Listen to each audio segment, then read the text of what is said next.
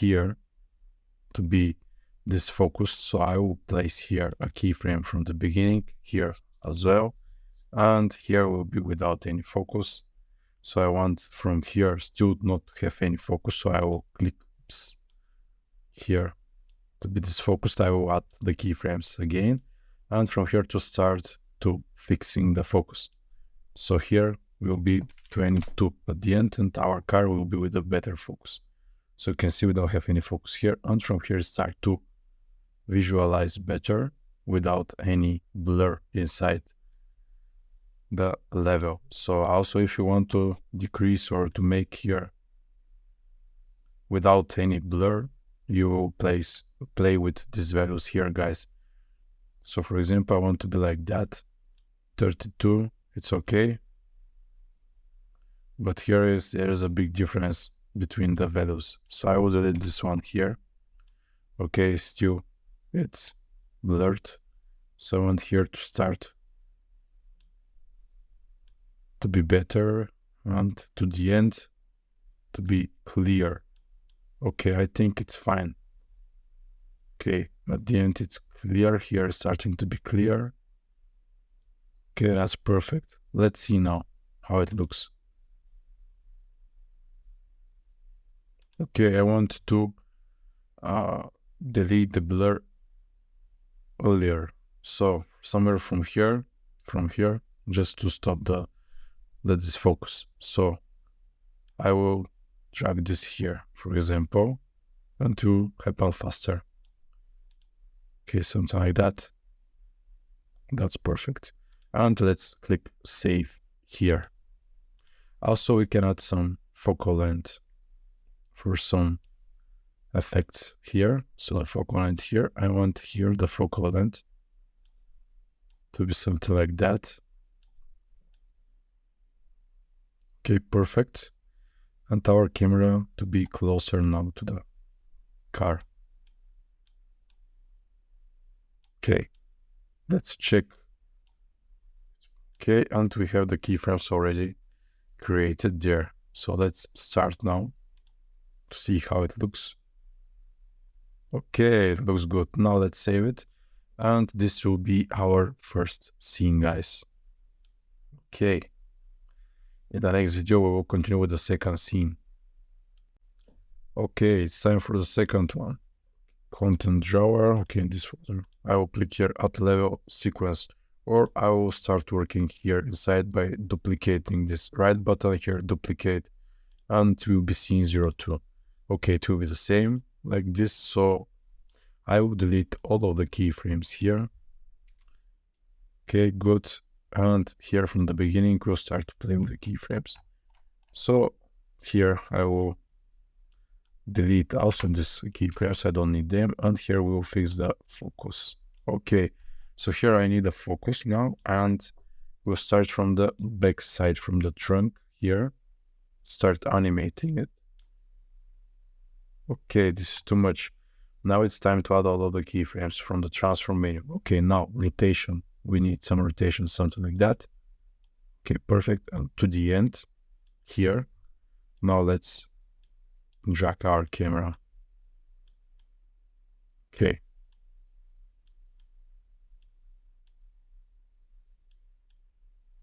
I want to be something like that. So let's see how it looks. Okay, good. But now we want to rotate our car. Okay, not from here to make it 0. And here will be like that.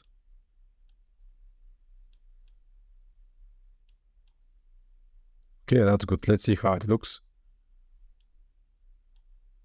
Okay, more space. Perfect. Let's click save. Want to see how it looks. Okay, that's nice. But let's start from the beginning. Perfect. So let's try with the focus again here. So in the beginning, I don't want any focus, to be honest. Something that will be fine.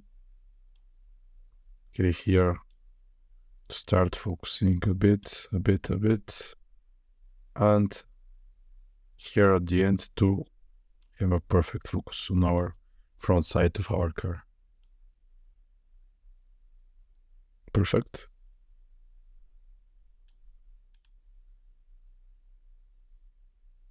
Okay, let's play with the focal length here. Maybe like that.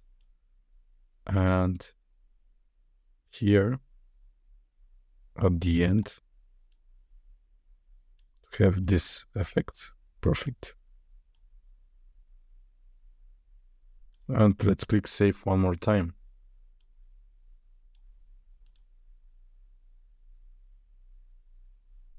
That's good, guys. Let's see how it looks inside the path tracer, because this will be the render which we are going to use. Now you can see it looks much better in path tracer.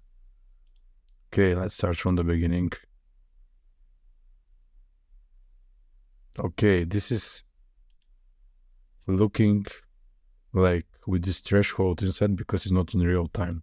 And it's trying to render all of these frames every second. That's why it's with a lot of threshold inside. But now it's trying to render it now here, the render bar here. Okay. Here it's okay. Here it's okay. Also here it's okay. If your PC is lower and you have a lag during this path tracer and it's so slow to visualize it, you have to come here in the post process. You have to find it here to find. Okay, you have to find here. Let's see, where is it? Path tracer. You have to activate these samples per pixel, and here to make them, for example, 50. And now we'll see how faster we'll make the render without a lot of the details, but faster, and you have a better view of your car and how it looks inside the path tracer. Okay, let's open again the sequencer and let's see how it looks. You can see it's rendering much faster.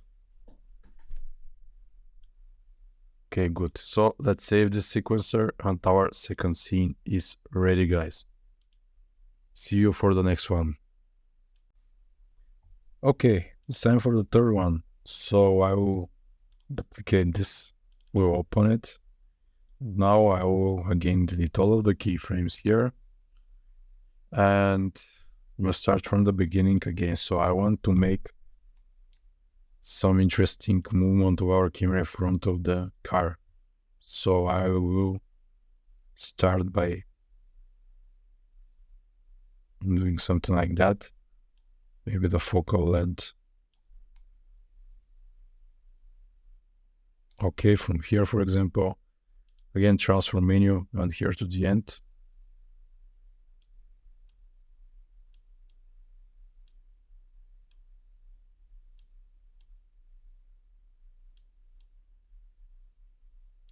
Okay, something like that. Let's check.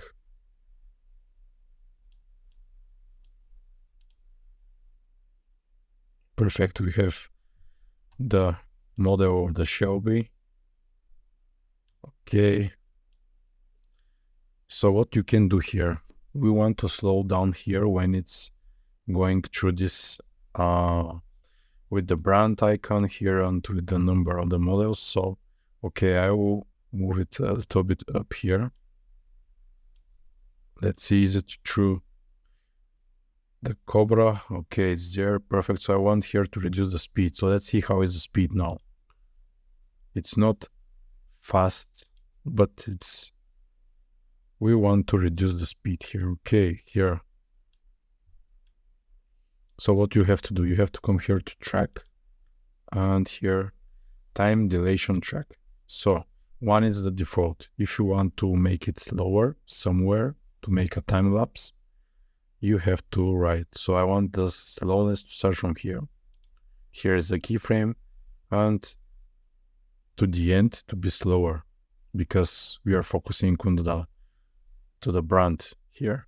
And here I will reduce it to 0.44, for example. And let's see how it looks. Okay, even slower. Okay, something like that. And to the end. Even slower. Okay. I will make it, put it closer because it's slowing down through this timeline here. So like now we'll start to slow down faster. Okay, let's see. Okay, we have the this slow movement of our camera now. It's too slow, to be honest. So here, and from here we'll start to be slow to here, for example, and from here we'll start to be faster again. Okay, right one. Okay, I have to deselect this keyframe and now to right one, and it will be perfect. Let's see. So, okay, here I wrote something. Okay, I wrote something with minus in front, so I will bring it back to 0.2 here. My mistake. 0.2 here because it will be the same speed. And now let's start. Perfect, slow. Now it's speeding up again. Perfect. The second scene, it's almost ready. Again, it's time to play with the focus distance here. Okay, let's see. So we don't need focus in the beginning. Okay, something like that will be fine. And we want to activate our focus here to the brand. So here, no focus again. And the focus to start from here. Okay. Let's see now. Good. And here, somewhere here, we will make transition to the next scene, for example. Okay, see you in the next lecture. Now we will make our last scene without animation of our car, like a static object. Okay, content drawer, duplicate scene 4. Let's delete, okay, sorry. Let's delete all of the keyframes here. Also this, we won't need time dilation anymore. I will make it 1. We'll delete it. And okay, here I will rotate it back here. So I want something like that to go in front of the camera with all of the focus we have here. So here, transform menu. And to the end, go closer to the car and to bring it up a bit. Something like that. Let's add the keyframes here. So when you're moving anything with your mouse inside the level, the keyframes won't appear by itself. Only they will appear if you make changes here. But if you make changes with your mouse inside directly in the level, you have to click again to add the keyframes after that. Okay. This is not straight, so maybe like that. Transform again. Okay, it looks good. Here.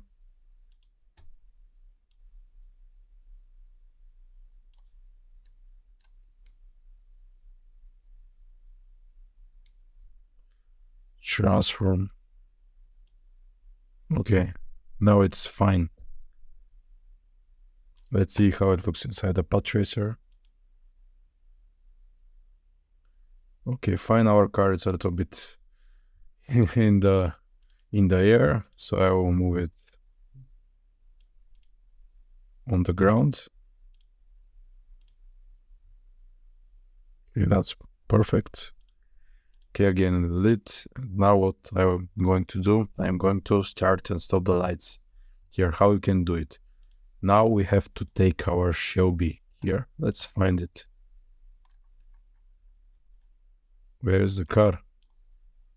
Okay, let's drag it inside. Good. And now let's click here to Shelby model. And here we have to click on skeletal mesh component. And here we have to find which element, which material it's our light. So let's click on the car now. Let's minimize this. Let's go on the material. Let's find which is the light. So the light, it's MI lamp blue. So it's element 7. Okay, good. Let's open the sequencer. Here, element 7. Okay, one more time the plus. Here we have Fresnel power facing intensity. So let's click on Fresnel power, for example. And let's open it. And the Fresnel power now it's 0.5. So let's increase it. You can see how we are stopping and we are starting our material light. Okay, so we want to be 0. Okay, even more to be dark. So minus 22 will be fine. So from here, I want to start the lights from, for example, from here. So until here will be, to frame 91 will be 0, minus 0.22. And here, couple of frames after that, 1, 2, so it will be to 93. Here we will glow them to 4, for example. And to add this Fresnel power again, keyframe. Okay, we add a 4 here to the first one, so I will bring it back to minus 0.22. So you have to be careful if you have another keyframes which are selected, because if there is a keyframe which is selected, if you make some changes here, it will happen to the selected keyframes, not to the keyframe you want to change the values. For example, now we have this. Okay, now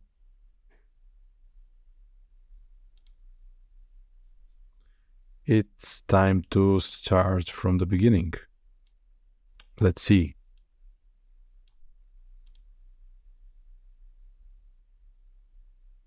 Perfect. It looks good, so, but it's slow. Here, have to be faster. So here I'm going to reduce here timeline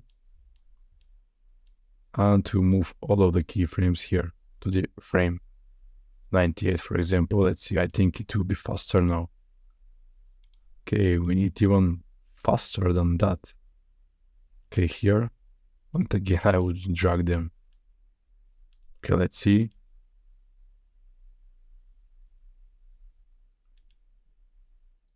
Okay, it's much better. Let's play with the focal length to see how it looks. Maybe, no, without any focal length will be better. Okay, perfect.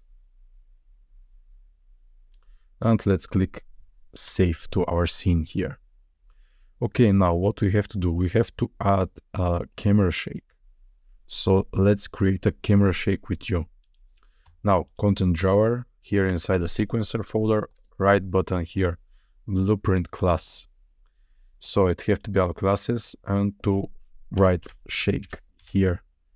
So let's see, it's camera shake base. You have to click on it and to click select and to click here and to write shake 1, for example. Let's go inside this blueprint system. And from the first side, you won't see anything important. So you have to close it and to reopen it one more time. Okay, here you have to click this menu to click Perlin noise camera shake pattern and to open these arrows here. You have location, rotation, forward and timing. So, okay, now let's click compile.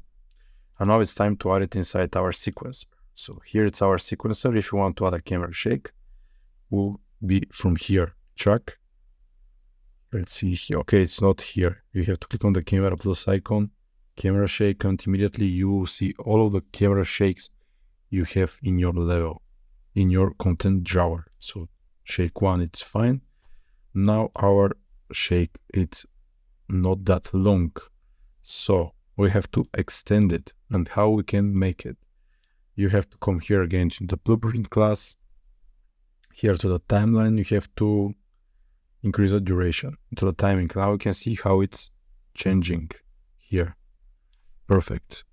So now we want to make it smoother because we have a sharp edges. So here we have to blend it like that.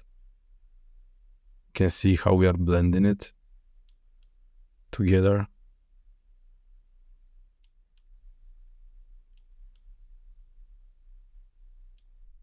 Okay, something like that. Let's see how, where. Okay, maybe something like that will be fine. The duration, again, we'll increase it somewhere here, for example. Okay, we'll click on the compile. Let's see, we don't have any camera shake until now. So let's again hop here, and now we have to add some here, some different values. So I will increase it here to this rotation, maybe a little bit. 1 here, 1.28, and we'll click compile, save, and now let's see. Now we have this shaking of our camera. So let's start it, and it looks like we are walking to our car.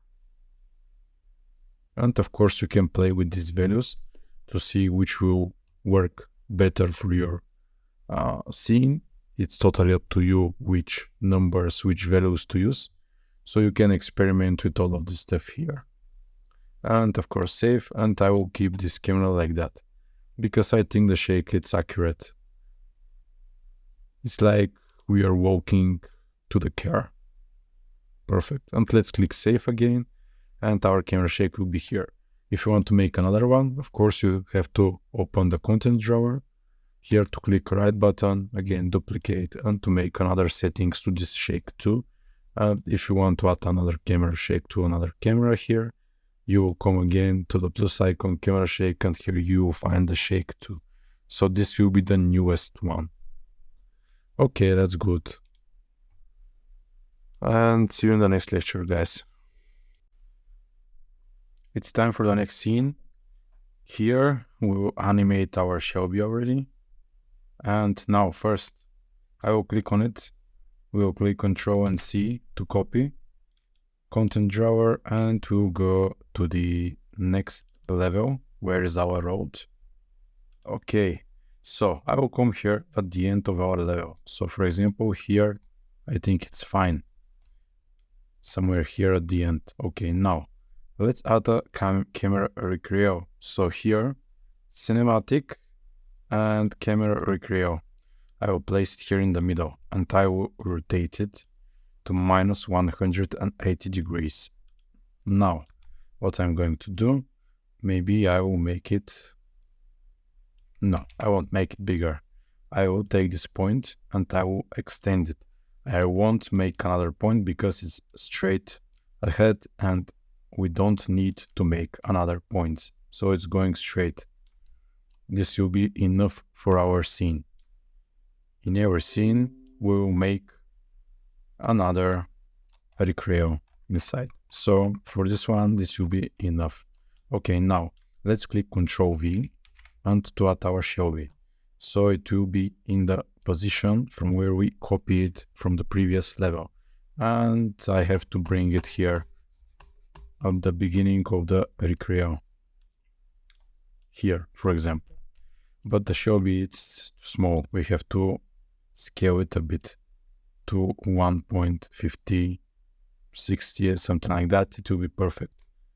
You have to be a little bit bigger than these assets here to look realistic. And now I'm going to rotate it here to be straight. And now it's inside the ground, I think. Yes, it is. Now I will bring it up a bit to snap it to the ground. Okay, I think it's perfect. Let's switch to path tracing. And I will see, okay, it's not perfect. Okay, I'm moving it. Now it's strictly to the ground.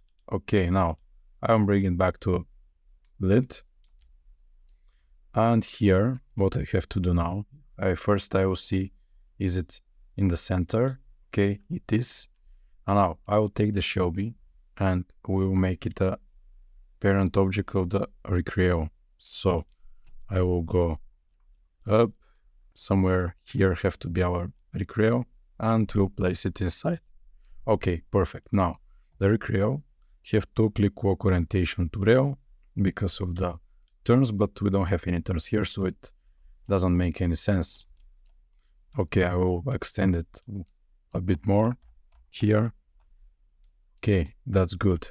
And now it's time to make our sequencer. So click this button here, at level sequence. This time we won't duplicate it, sequencer, and I will just click on it and to change the name to 05.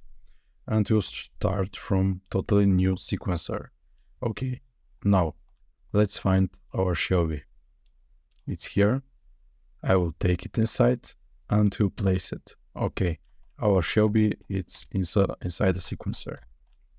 What we have to do now, we have to click here the plus icon, to click control rig, here asset based control rig, and this is the rig which we already did with you in the previous lectures for the wheels, for the steering, and for the body. So I will click on it, and now we can see all of our tools which we can move and to simulate the movement of our car. So I will open this, and here we'll see body, wheel rotation, and steering. The same names which we placed to our rig before. So here, let's open the body. Let's see. So by moving the X direction, we're moving car like that, which is helpful. We have up and down. This is useful with the acceleration of the car. And we have Z. Okay, perfect. Let's check the wheel rotation. So by X, we have moving left and moving right. Perfect. Back to default. Here the steering have to be onto the Y direction. You can check it here on the left downside. Okay, here, and rotating our front wheels only. Okay, perfect. And now we have to add the keyframes only to this wheel rotation. So I will add a keyframe here to the X, and here, for example, to the 90 frame, I will add a keyframe like that. Okay, perfect. And now we have this. So our tire is rotating perfect. Okay, now it's time to move the whole car. So first let's click here to the okay, first it's time to add the recreate inside, and here plus attach and to camera recreate. Perfect. Now it's attached to the recreate. Now let's click here the plus icon on the recreate and to click current position on Reo. So we will animate it from here. Okay, we'll click this plus icon to add a keyframe to the 0 frame here, and we'll end here to the 90, for example, will be 1, which is the maximum. And now we have this. Okay, that's good, but our tire is slow. So here I will take this keyframe and to place it here to accelerate faster like that. And when I started, it looks much realistic. Okay, now what we have to do, let's check our car how it looks when it zoom out. Okay, perfect. Our car are rotating, our wheels are rotating, sorry, and our car is moving. So what we can do here, in the beginning we have to simulate the starting acceleration of the car like it's in the real life. So we will come here to the 0 frame, we'll open the body, so it's Y direction, and here 0, and the first start our car have to go like that, and after that to bring it back to 0. You can see it's like in the real life. So if you don't know how it looks like exactly, you can check in some videos in YouTube to see how the cars are acting when they're starting to accelerate from the start to make it accurate. Okay, and now I'm going to add a camera. So again, cinematic, here, Cine Camera Actor, to be here. Okay, details, I will make it, here I will make it DSLR camera, and it's time to add it in our sequencer. Okay, our camera is here. Perfect. I will move it up to be on the beginning. And okay, let's see from where we will add our camera. Okay, let's see, maybe to be from here. Okay, and now it's time to add a transform here. And our car will come here. So here, our camera have to move. Oops, this was too much. Okay, something like that. Perfect. Here, let's see. Okay, our car is coming from here, so it will continue to move until the car is crossing the camera here, to crossing through the camera. Okay, something like that. Okay, now it's on the ground, so our rotation will keep it, will place the same keyframes here, and here we'll do like that, and we'll add a rotation keyframes, something like that. Okay, let's start now. Okay, here the problem is that the car is slow, and also the camera is slow. We have to make it everything faster. So let's do it. First, I will stretch them a bit. Okay, our car will be, okay, this will be here. The Recreo will be, okay, this is perfect, I think. And this is too high, so I will move it to the ground here, like that. And here we have this. Okay, let's see now how it looks from the beginning. Okay, we have to bring our camera a little bit backward here, for example. Okay, here, like that. And this will be here, for example. And now we have a better view of our car. That's good. And I will extend this rotation to here. No, it's too far away. Again, it's far away. This is too early. Okay, here it's fine, but our camera have to continue moving. So here is the location. Camera have to move all the time. So we have to come here, for example. And now let's see how it looks. That's good. And now it's time to add a camera shake, because without the camera shake, everything looks bad. So let's open the content drawer now.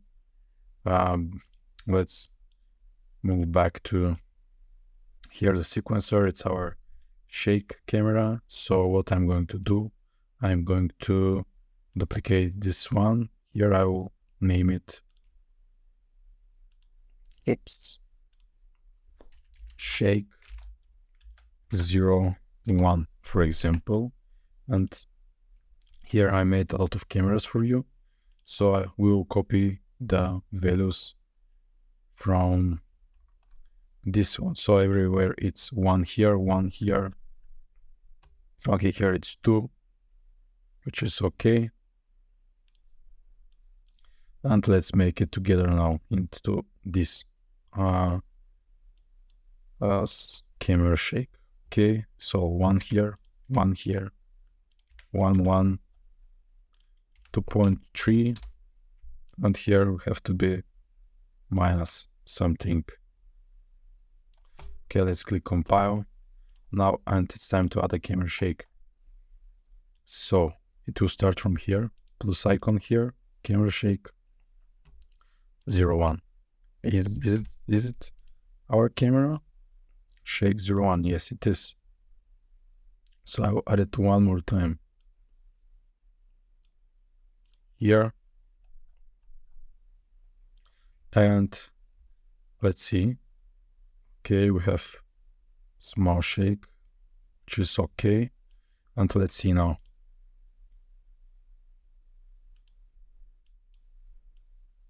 Okay, it looks good. Now let's see how our car looks in the path tracer.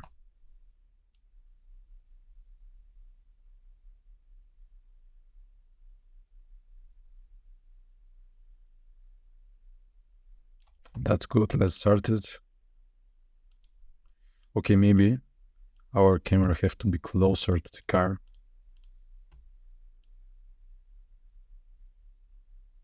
Let's see.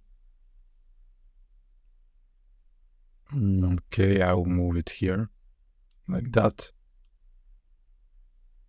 Yep, closer is better. To be just next to the car.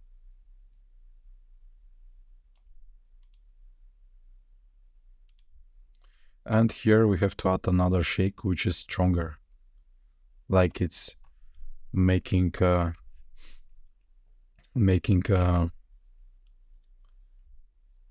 attraction of our camera. So what I'm going to do, I will open this, I will decrease the duration to here, click compile, and from here we'll add another camera shake. So let's see here, camera shake.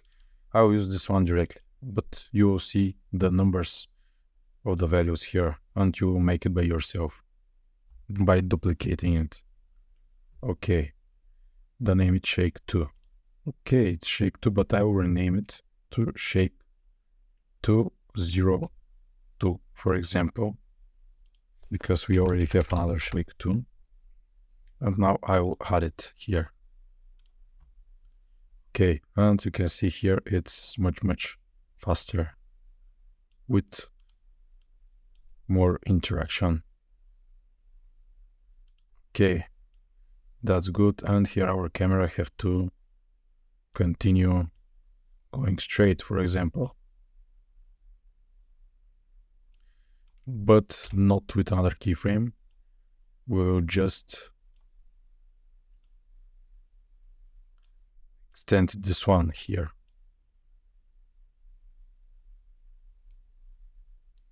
And the rotation will be closer here, for example, or even here. That's good. Now let's check.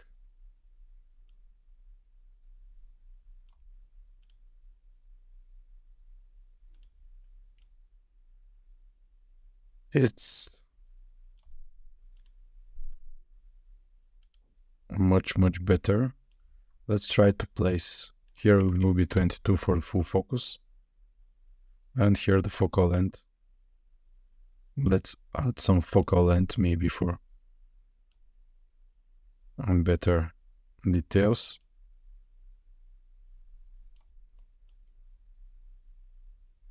Okay, now it's time to start it. Perfect. And I think our first scene, it's ready, guys. Of course, it's totally up to you. If you want to make another camera animation, you're free to do it. You already know how to work with these keyframes here and to do whatever you want. Here I'm showing you the basic stuff. So I hope you understand me perfectly and you'll do it easy with a lot of practicing.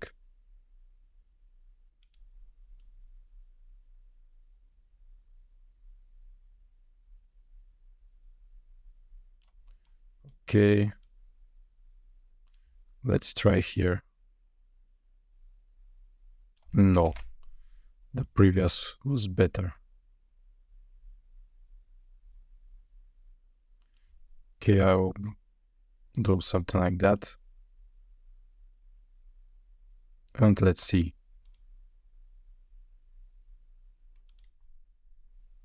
That's good. But here, let's try to make it even faster.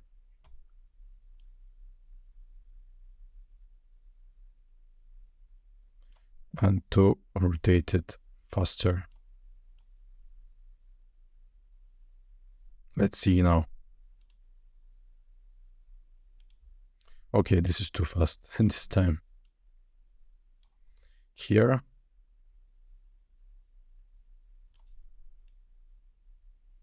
And here. Let's check. Perfect. Now I think it's smooth and accurate.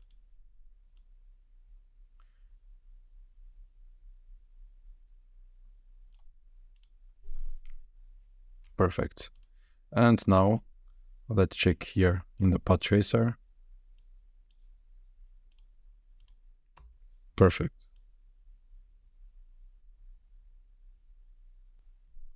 And one more thing, at the end we have to add the blur, the manual focus distance. So let's make it. Okay, so the focus will start from here.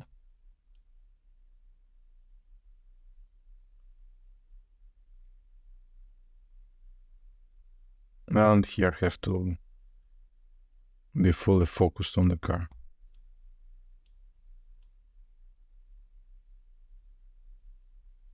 Okay, here we have to still have focus here. So you also can copy keyframes and to place them again with Ctrl+C by selecting them and Ctrl+V to pause them. And here focus now. Okay, let's see how it looks. Perfect. Okay, we are finally ready with this scene, guys. Okay, it's time for the next scene. And now it will be from the right side. Okay, this is our Recreo. We have to extend it a bit without any points, only by drag it on the left side.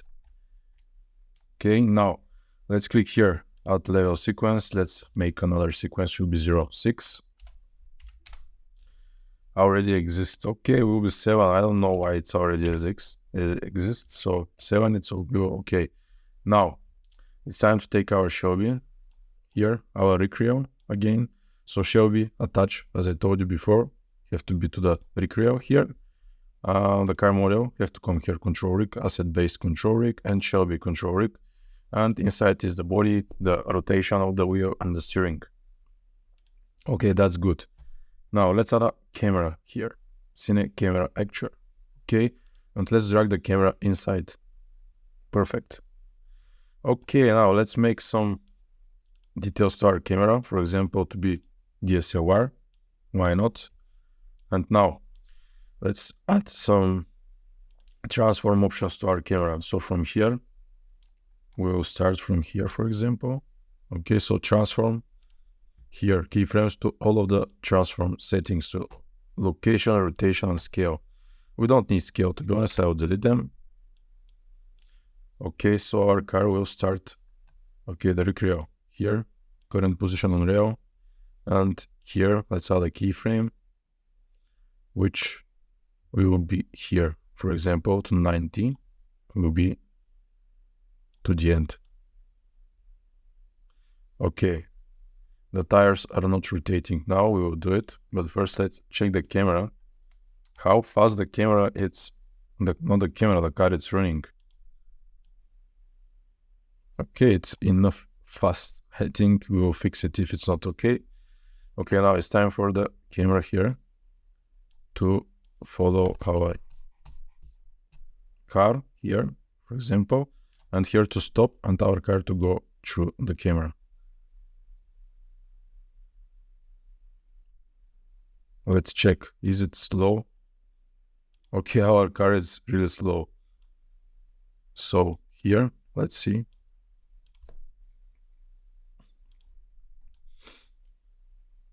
Okay, I think again it's low. What I'm going to do, I'm going to extend this Recreo. because we don't have enough length, and that's why it's slow. So let's extend it to here, and now it will be perfect.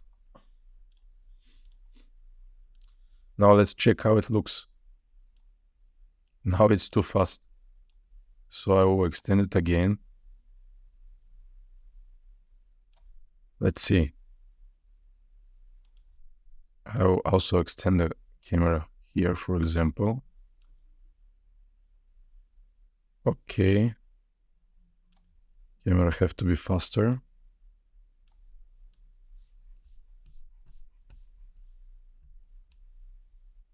Somewhere here. And here our car will pass through the camera. Perfect. Okay, so our scene will start from this frame 22. And here we'll starting or from somewhere here, I don't know, let's see. Okay, it looks good. Now let's add a rotation of our wheels. So here shall be control rig, steering, and okay, not this one. It's a wheel rotation. Okay, so 0 here.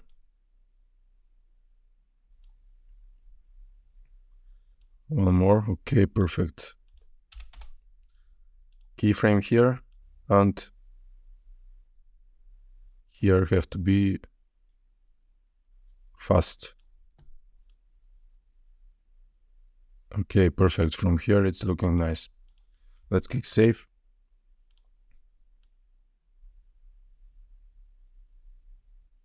Okay, and now on the camera, let's add some rotation in the camera for better looking. So rotation here. Let's make something. Oops, it's not this one. Scale, it's here. Let's try something like that.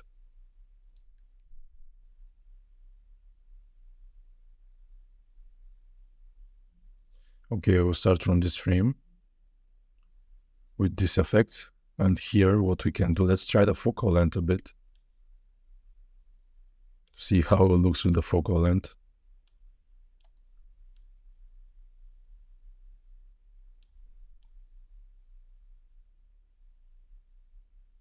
Okay, it looks good.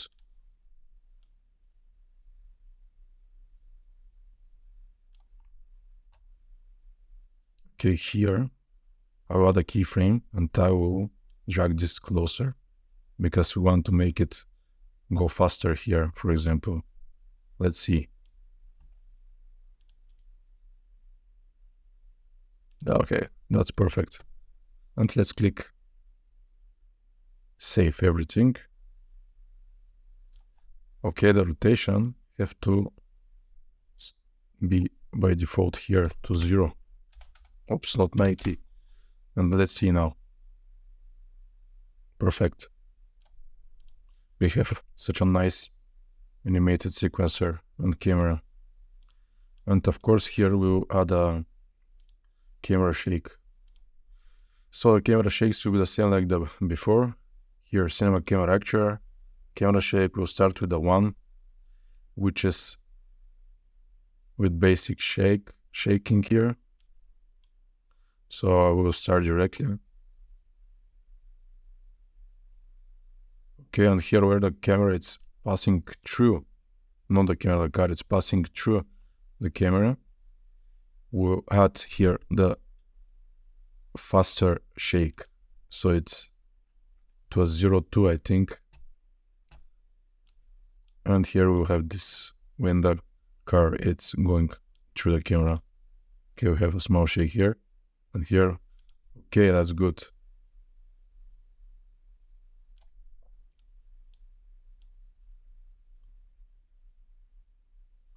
Okay, even this shake have to be earlier. Maybe somewhere here.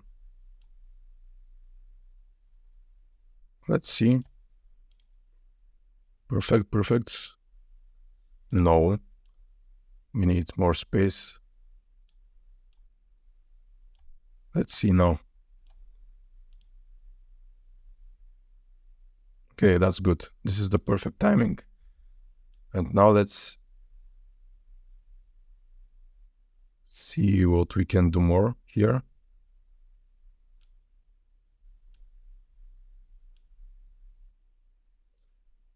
Maybe here I will move it a little bit. The speed of the car, the Recreo here. Okay, from here will be faster. Where is our camera? Here is a transfer menu. Okay, the camera will be, let's see. No.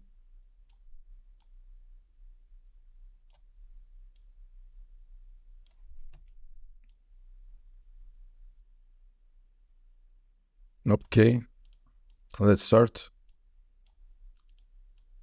I will upload you guys every material, also the sequencers with all of the keyframes here, just to see how they're created. So don't worry, you have the files.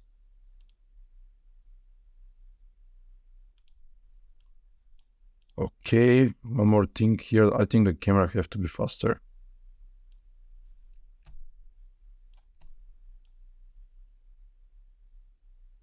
Okay, I think it's nice now. Save.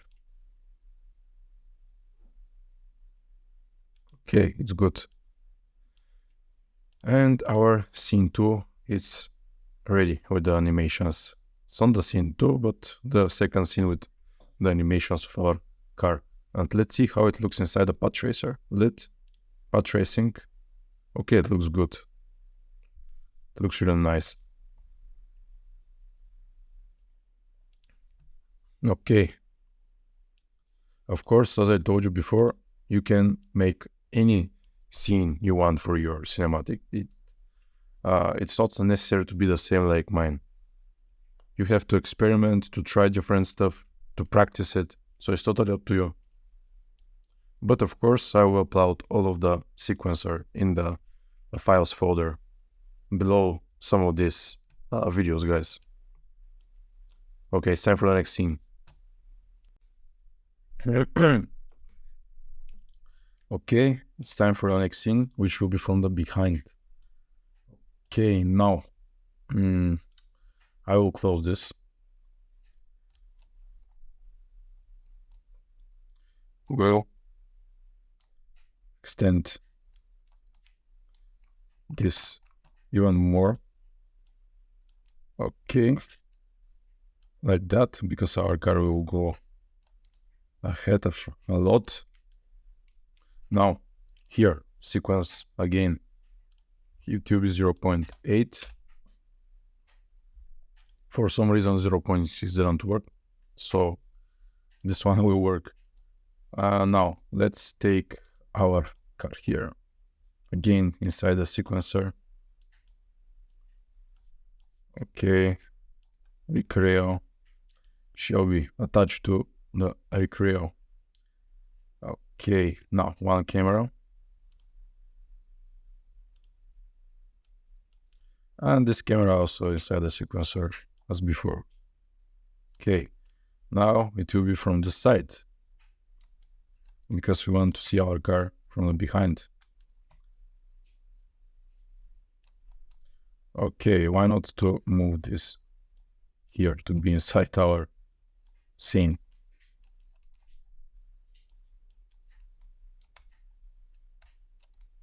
Okay, something like that.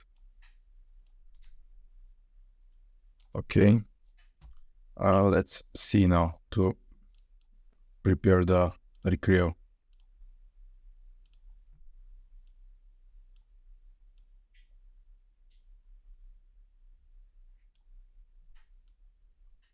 Where is our car?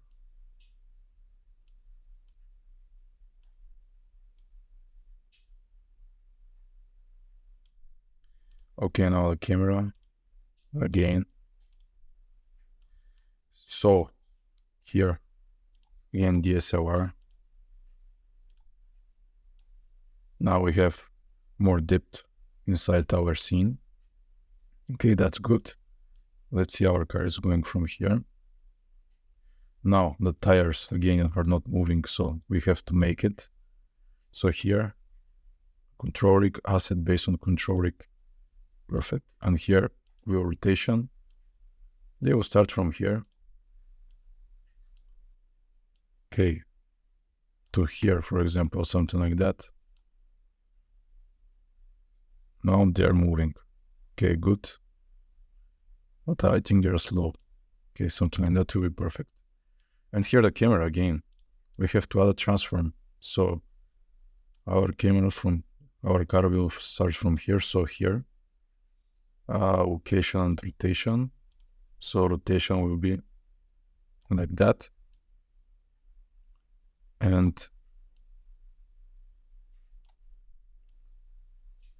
like that. Okay. And we need some movement of our camera here.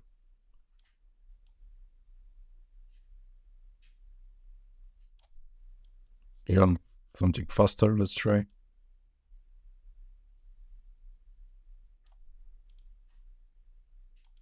Okay.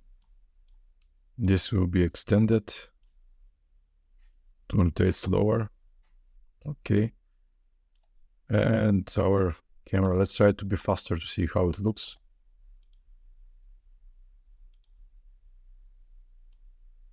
Extend it as well.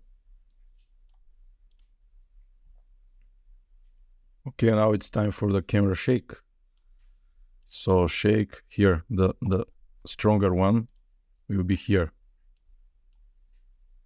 When it's, no, it will be here when it's going through the camera. Okay.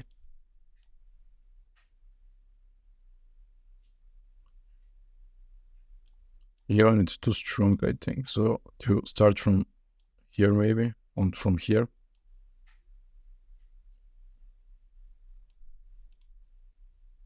Perfect. And to the end, without any shaking. Because somewhere here our animation will stop until we change the scene. We need a short scene, guys. We don't have to add long scenes inside the cinematic. For this, from 30 to 70, here will be perfect, and we can change it after that. Also, what I will do, I will extend this here, we'll move it closer to enter the 71, and let's check. Okay, it's good. But let's click save. Now let's see how it looks with the path tracer, of course.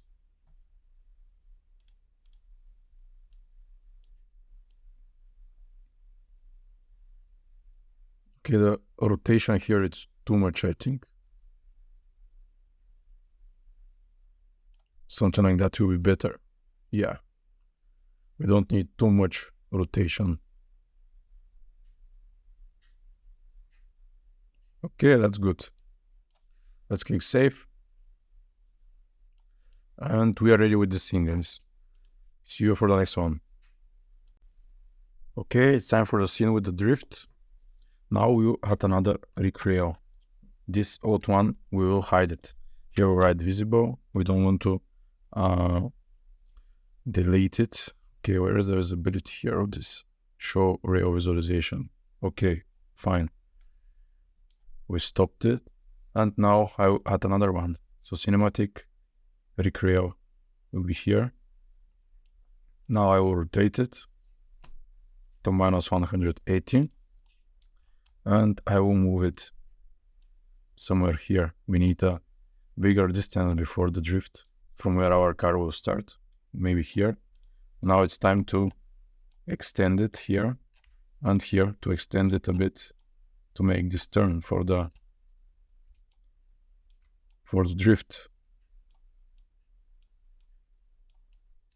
Okay, perfect. You have to be smooth. Okay, something like that.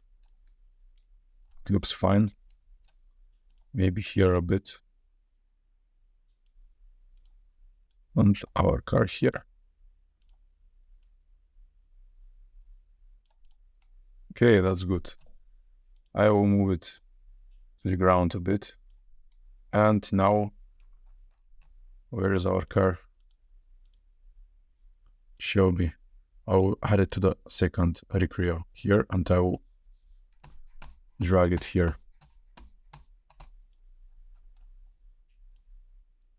I will start from here, for example.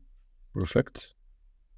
And now let's make a sequencer again. At level sequence, it will be 0.9. Oops. Save. Now let's add the Shelby and the regreo inside. The second regreo, not the first one. Again, attach the regreo. Here, Shelby model, again, control rig. And here the regreo, current position, it will be from here. And here is the end. Okay. Let's see. For now it's fine, but it's not following the turn, so let's do it.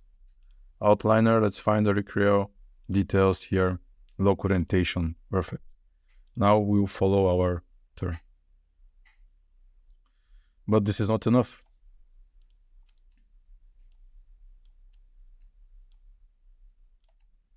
We have to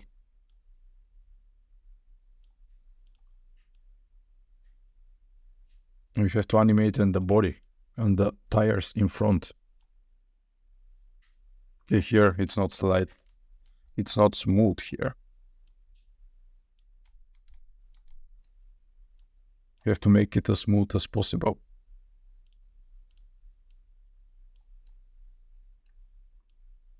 Okay, it's smooth now. Save.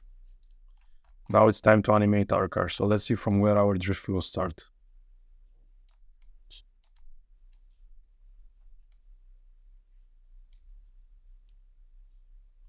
Okay, we need more space before the drift. Okay, I will extend this here, for example. That's perfect. Yes, it's enough here. So our drift will start from here, for example. And our car, it's coming here. Okay. So let's open here the control rig, body, and wheel rotation and steering. So the wheel rotation always have to work. So wheel rotation here. Something like that here to rotate. Okay, they're rotating fast. And now wheel rotation. So here our tires, steering. You have to be like that here. But first, you have to be normal here.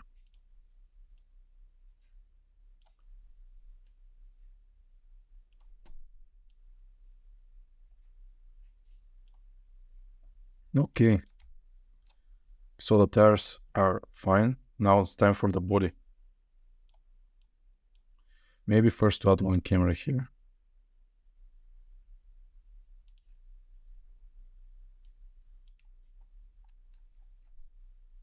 One camera, again DSLR.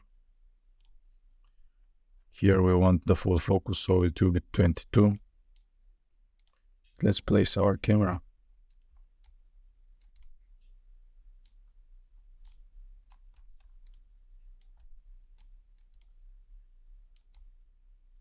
Maybe from here, let's check in path tracer. Okay, it's fine. Lit. And now let's add the transform to our camera. So location, rotation will be here now. The camera won't move, which is perfect. Okay. Now I will bring up my view to see the car better. So here, our car have to change the body. movement. So body here.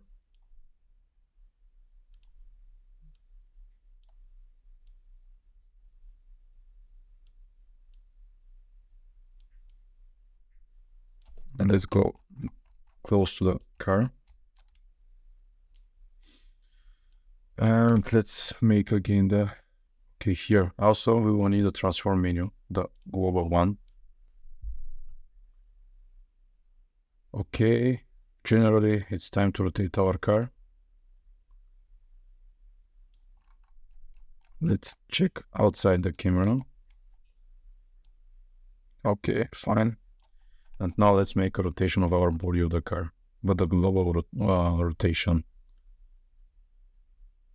So it will start where our steering gets turning. It's here. So from here, we'll add the rotation keyframes. And here, I'll do something like that. Okay, now it's rotating like it's not okay, so let's fix it. So here we have to make it 359 onto other keyframe. And now we'll be fine. Look, perfect. And here to start fixing the movement of the car. Okay, let's check how it looks through our camera.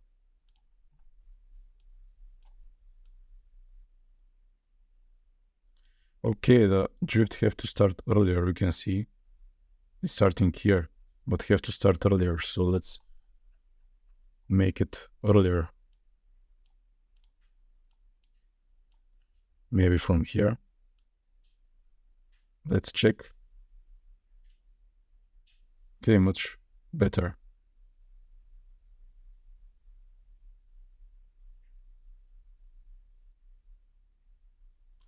Okay, I think this is too much from the rotation yaw here. Oops, again, I clicked all of the keyframes. Okay, before was 341, 346. Let's click save. Okay, perfect. And the wheels have to start. No, it's fine. It's fine, but let's do it. So here, wheels have to start bringing back from the 0, but somewhere here, because the car won't make the drift all of the time. Let's click save. Okay, let's see how it looks here in the path tracer now. Okay, it looks good. And let's check how it looks from the behind and from the top.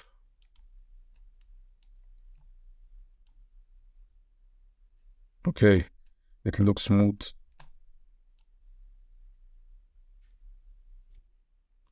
Maybe this one here. Oops, not, I moved the road. I want to move the Recrio. Okay, I think now it will be much better. Let's see through the camera. I will save my layout from here. If something happened, I'm afraid to lose it. Okay, it's very smooth, I like it. And let's click here, save one more time, and we are ready with this animation of the drift here. The next stuff which we have to add here is the smoke from the tires. So in the next chapter, I will show you how to use Niagara particle systems in Unreal. And I will explain you step by step how to make the smoke, and after that to place it behind the car to look more realistic. Because now without smoke, it's not a drift. But first, let's add some animation on the camera to look better. So, camera, it's here. Okay, good. So, I will move this to the beginning. And when our car is here, we can make something like that, like a rotation, but we have to deselect everything. Okay, we have small rotation here. Perfect. Let's add also the camera shake.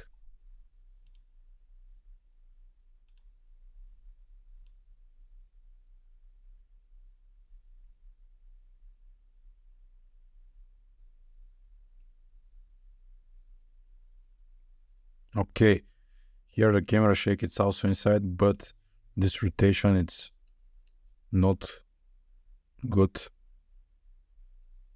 because we see the backside of our car. So we will do something like that. Okay, we forget this.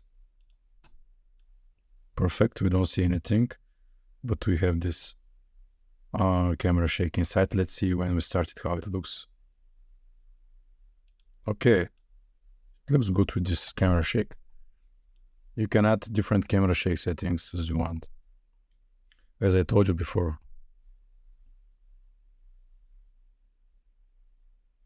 Okay, now it's time to add maybe the smoke in the next lecture. Okay, maybe here, let's try to add the faster camera shake when it's going closer to the camera. So again here, camera shake 0.2 was the fastest. No, it's not good for me. So I will bring back the previous one into the same place. Like that. We don't need too much camera shake here. Like that, it's not natural. Let's click save. And yeah, maybe the camera animation, let's bring it a bit up here, like that. And to add the keyframes. Okay, it looks fine. Okay, everyone, let's make one more scene.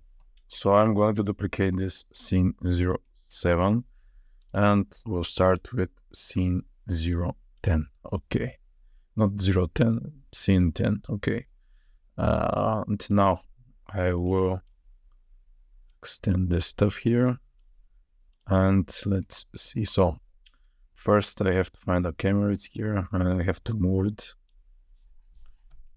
For example, here, I will delete these keyframes. So I want the camera to follow our car.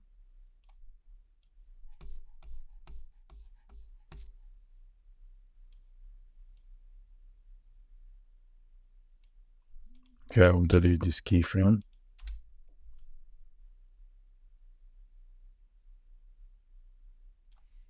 Okay. Now, first here, the rotation. I will delete this rotation stuff. So I will start from here. Location, like that. Okay, the camera, it's too fast, so I will move them. Okay, so where is our car? Our Shelby is here. And the Recreo, it's here.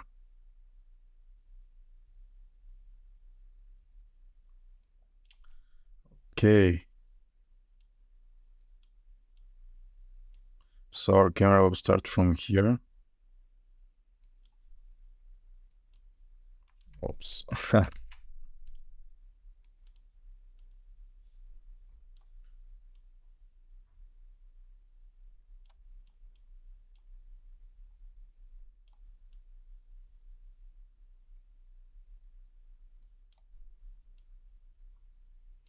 Maybe something like that.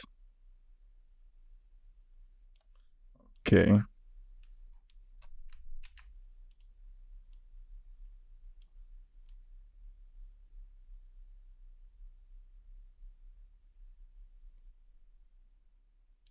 Here, 15 with faster.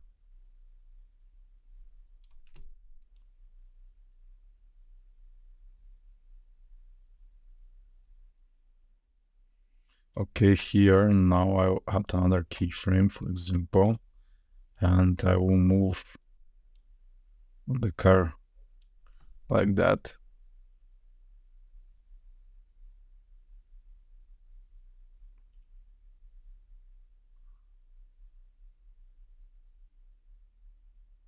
Okay, now one more move here.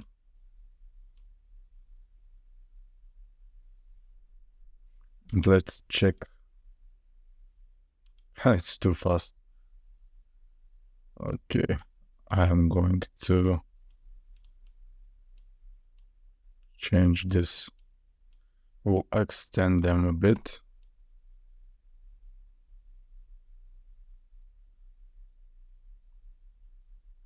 Okay, here's the smoke. We have to stop it. So here, and visible. Oh, stop. Okay, that's good. Let's check now.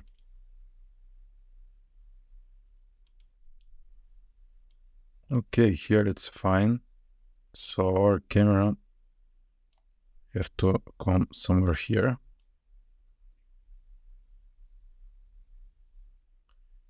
And maybe,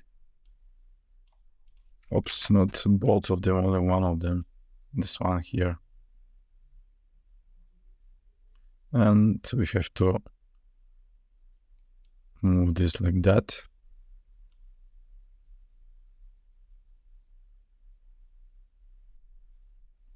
Okay. Here the camera don't have to be that close to the car. Maybe like that.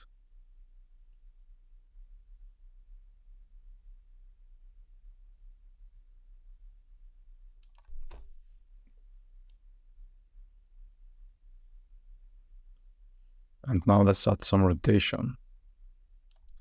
Okay, rotation here. Okay. Maybe a bit.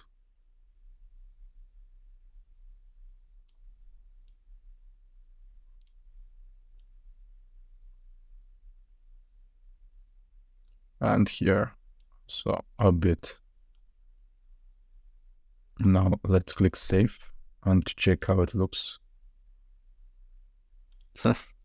Okay, almost ready. Maybe I will slow down a bit the car.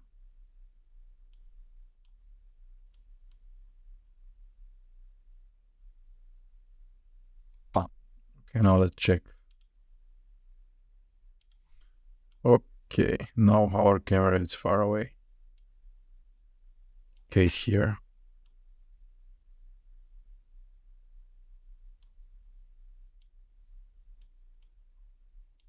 Here like that.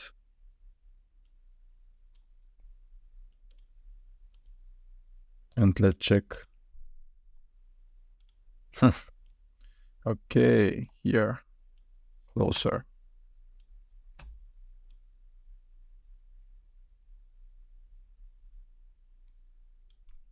I'll delete this one. And this. Okay, I think it looks much better now. Okay.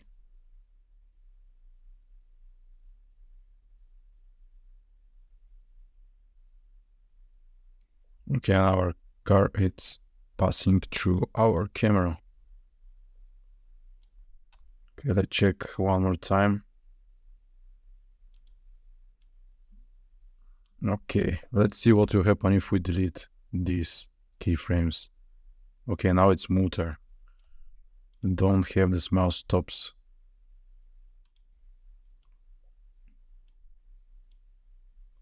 Okay, maybe this, I will move it here. Like that.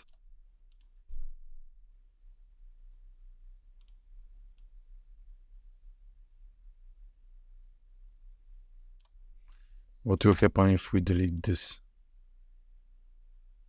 Let's check. Okay, I think now it looks nice. Okay, one more check. Okay, here where our car is passing through our camera, you have to make it here faster.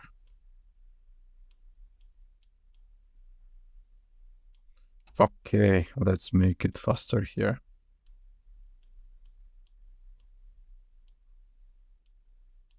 Oops.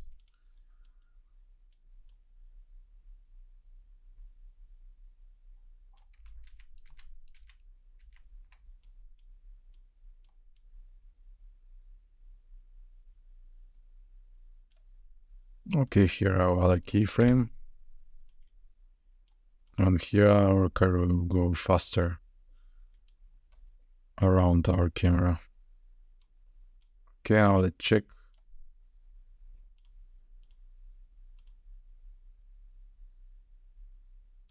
Okay, it's too fast, but we are almost ready. Maybe one more frame.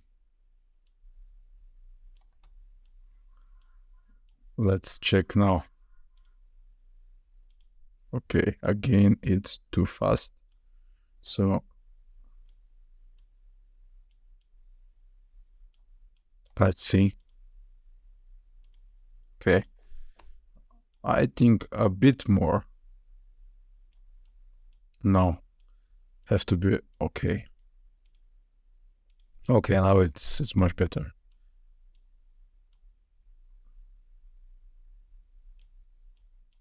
And what we can add more here in the scene. Let's see. Okay, let's add a small rotation. Maybe like that. Okay.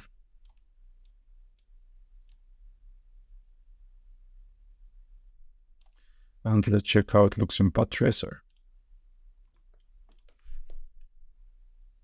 Okay, the car looks nice.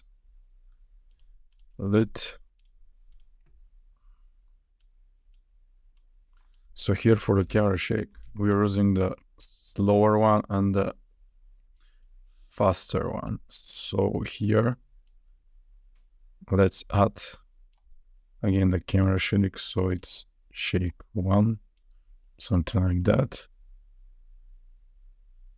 And when it's going just directly next to the camera, the faster one is starting, and we have a better effect at the end. Okay, let's try to add maybe some more movement in the camera here. So let's see. Maybe we can try something like that. Just try.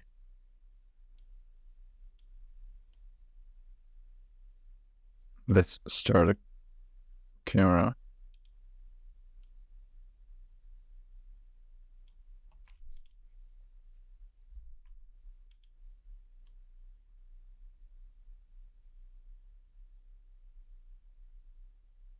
Okay, this is too much. Maybe in the middle of the car. Yeah, in the middle of the car, it looks much better. Okay, here. I have to be here, not directly inside the car.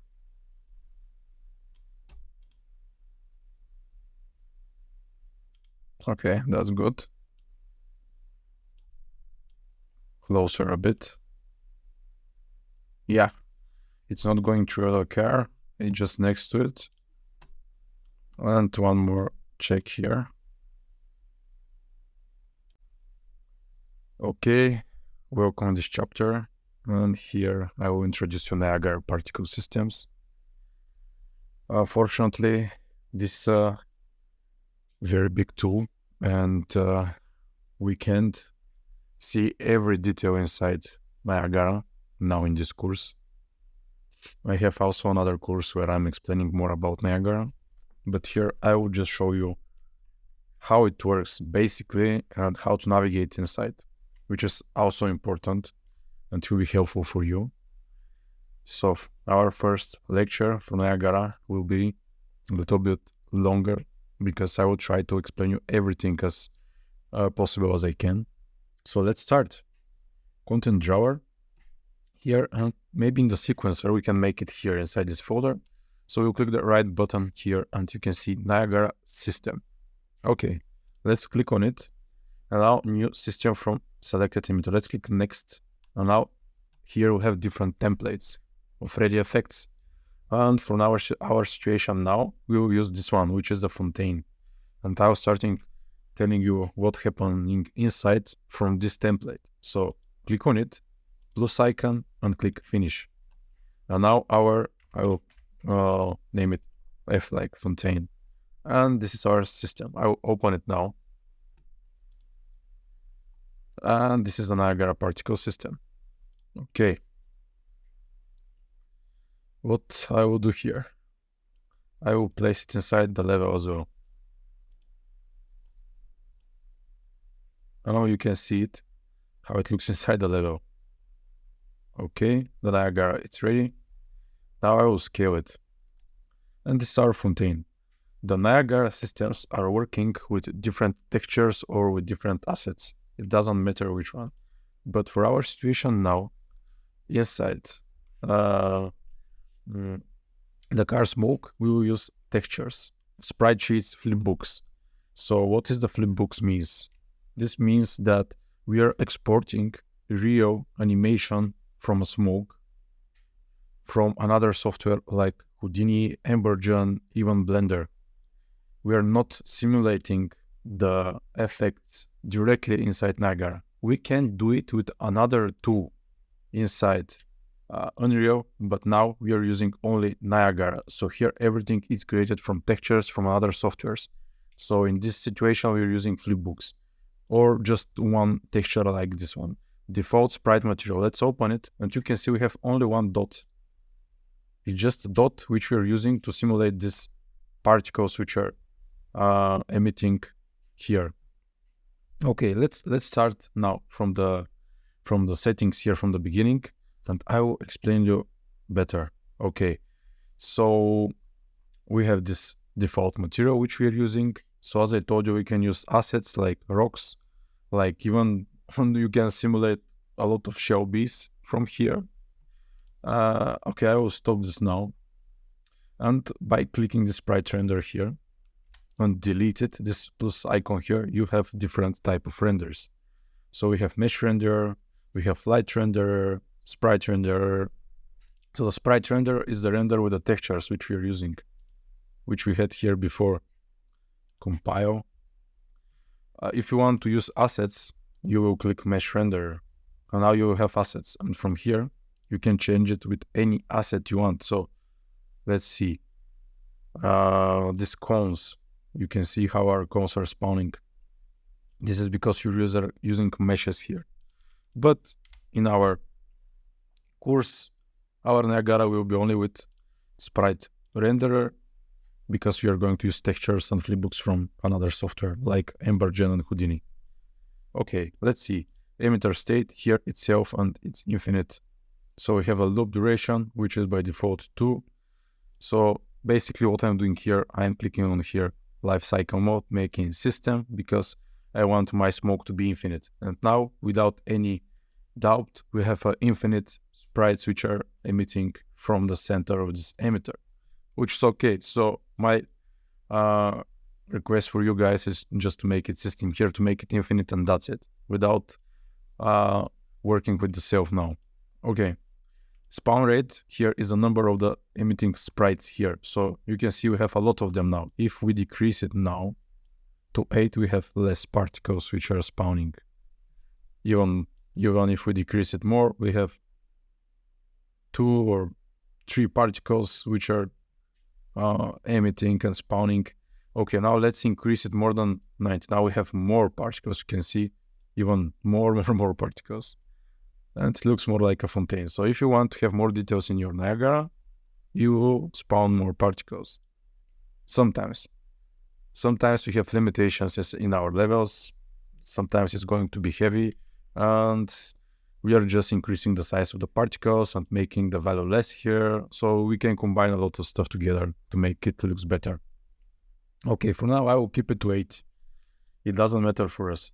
So the spawn rate here is a number of particles. If you want to have more variations here, I will click this icon here, this arrow, and we will click random range float. And now we can emit particles between, for example, 60 and 90. So they won't spawn on the same time 90 particles. Now we have different spawning of the particles between 60 and 90. So you don't see any changes now because it's only a dot which is spawning here and it's similar.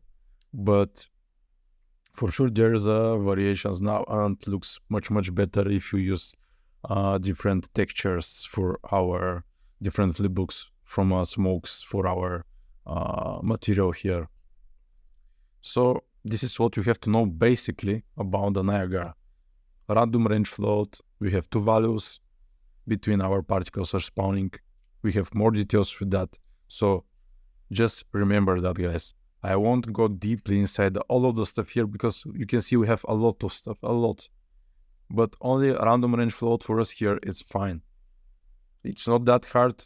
I'm sure you understand it. So let's continue here. Here in this tab, initialize particle, so we have a lifetime. This is important because the lifetime is how long our particles will live in our scene. So for example, now it's between 2 values, lifetime minimum and lifetime maximum. If you want to kill them earlier, we'll write here 0.5 and 0.6, for example, even here 0.2. And now you can see how our particles are dying faster inside our viewport. So for our smoke, we will need bigger lifetime because the smoke have to stay more behind our car. So that's why here we will add bigger values. But now I just wanted to show you what is this lifetime. So with the lifetime, you can control the life and life duration of our particles inside the scene. Okay, here we have a cover. So here it's white, but for our smoke, we have to make it with more darker colors, for example, something like that. Now it's darker, so even darker. Right here, it's okay. Now you can see, but we are not using this color menu here too much. It's not necessary to use this one. Most of the time, the textures have their colors, which we will use, or we are using just this one to make better color, only a bit in our texture, but I will show you. So don't worry. Okay, here the mask mode, we don't touch it. It's not okay for our, it's not necessary for our case now. So here the sprite attributes here is the sprite size, minimum and maximum. So from here we will control the size of our particles. Now you can see you can increase the size of them and more. So again, we have random uniform. So this is again 2 values for better details. And now we have particles which are between 5 and 10. So some of them will be smaller, you can see, some of them will be bigger.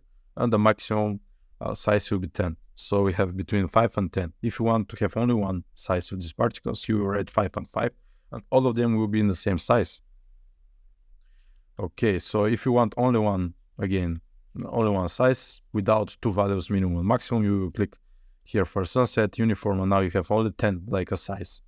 If you want 2 values, you will click random uniform, and now you have 2 values between 5 and 10, for example. This is better for me because we have different size of the particles, and this gives better details to our simulation. So you can also write 30, and some of them will be smaller, some of them will be bigger. The software will calculate them without any restrictions here. Okay, here the mesh attributes, it's only when we have a mesh renderer, only for meshes, so we won't touch it for the sprite one. And ribbon attributes, it's totally different render, which we won't use here in our course. Okay, let's continue. So shape location is the place from where our particles will start emitting. So the sphere radius is here, the beginning, the starting position of our particles. Now I'll show you. When we extend it, we have a bigger radius of emitting our particles. You can see how they're emitting. So if you want a smaller radius from the beginning, you will decrease it to, I don't know, to 2, but now you can see how they're just emitting from here, from this point. So I will bring it back to 8 by default. Add velocity. What is the velocity? This is the power of our particles. So we want our particles to go straight up. So we will increase the velocity here. Now you can see how fast they are. Here we're increasing the power of our particles. We can decrease it. So we have this. Now they're slow. Now they're faster again, going up. So again, we have two values. So some of them will fall earlier. Some of them will go straight forward here ahead. So it doesn't make any sense here. So you can give it by default 0 and 1, or also you can make it only one speed, as I told you, without any another values. So here we can adjust one speed and that's it. For our smoke, for the tires, we won't do something harder than that what we're doing here.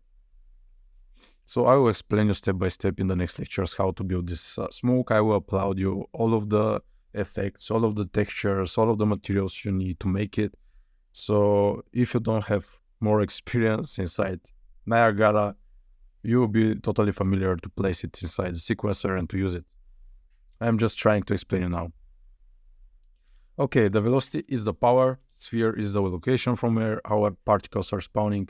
Here is the lifetime on the scale. So you have to remember only this, guys, only this, nothing more about these three settings here. So particle state, we don't have to touch anything here. You have to be enabled. This one, you don't have to delete it. If you want to delete one of the settings, you just have to click on it to click delete and you will delete it and you won't see it anymore. So here we deleted the spawning position and now they're floating somewhere in the space. So I will click Ctrl Z to undo it and to bring it back. Also, what we can do here inside the Niagara is to Ctrl C, let's delete it, Ctrl V. So we are copy and paste it. You can do it. And of course, the shape location, I will bring it back here by default. Sometimes you have to be careful with the location of the settings here, because if you move it below one or under another one, maybe they won't work properly. So just follow my guide about the smoke and everything should be fine. Here, particle state, gravity force. So the gravity, it's moving them to fall on the floor. So if you increase the gravity by minus, now you can see how they're falling on the floor. The gravity, it's attracting our particles and they're falling on the floor. And by default, it's minus line 180. So my recommendation for you is not to touch it because you won't need it. Okay, the drag is the friction. We will need this drag. So the drag, what is this? So it's like something, it's going fast it's emitting fast from the beginning here of the animation, and the friction will stop it at the end of the animation to give more details to our particles. So now by default is 0.25. I will increase and you will see. So they're emitting faster from the beginning. At the end, there is a friction which stopping them and they're just dying because of the lifetime, which is not that high. So the friction, it's something which helps us to give better details to our particles, but we'll see if we will need it for the smoke. So I will bring it back to 0.25 now. We have scale color here. So what I'm doing with that, here they're starting with the full color and here they're disappearing. So this is like opacity of our sprites here, of our textures and materials. Okay, scale color, here it looks like that. Okay, and I will show you. Now they are fading here, for example, but if you move it to 1, they won't fade and you can see they're just dying without fading before that. So if you want to have better detailed effects, also we will use this for the smoke. Scale color, it's important. You use the scale color if you need better appearance of your effect. So I will bring it back to 0. Now they will fade. You can see here. It's not that visible, but it's here. So let's click here to the windows and to open this, let's see, or it's tools, preview, scene settings. So from here, you can choose if you want to see the environment behind, or just a dark screen to see better how our particles are fading. You can see here how it looks. And I will do it one more time here. So again, details 1. And now you can see how they're dying without fading anymore, because here it's 1 and 1. Okay, 0. And you can choose when to start fading, earlier or at the end of our animation. So now they're fading earlier, and now they're fading at the end of our lifetime, which is by default. Okay, let's click save here. And so for some velocity, you don't have to touch this one here. You have to be here always. And again, sprite renderer, which is our material here, as I told you in the beginning. From here, we'll add a material with the textures from our smoke, which are created in Houdini on Embergen, for example, also in Blender. And another stuff which is important is the sub-UV animations here. But I will show you when we're using the smoke. For now, this is everything you have to know about the Niagara. If you want to add another emitter here inside, because sometimes the effect's working with more emitters. If you want to add more details now, for example, you have the sprites, but if you want to add circles or squares or cones, so here the right button, add emitter here. And now again, for example, you can choose which template to use or to start empty one from scratch. Or if you want, you just can click Ctrl+C here, Ctrl+V, and you're duplicating it with the same settings like here.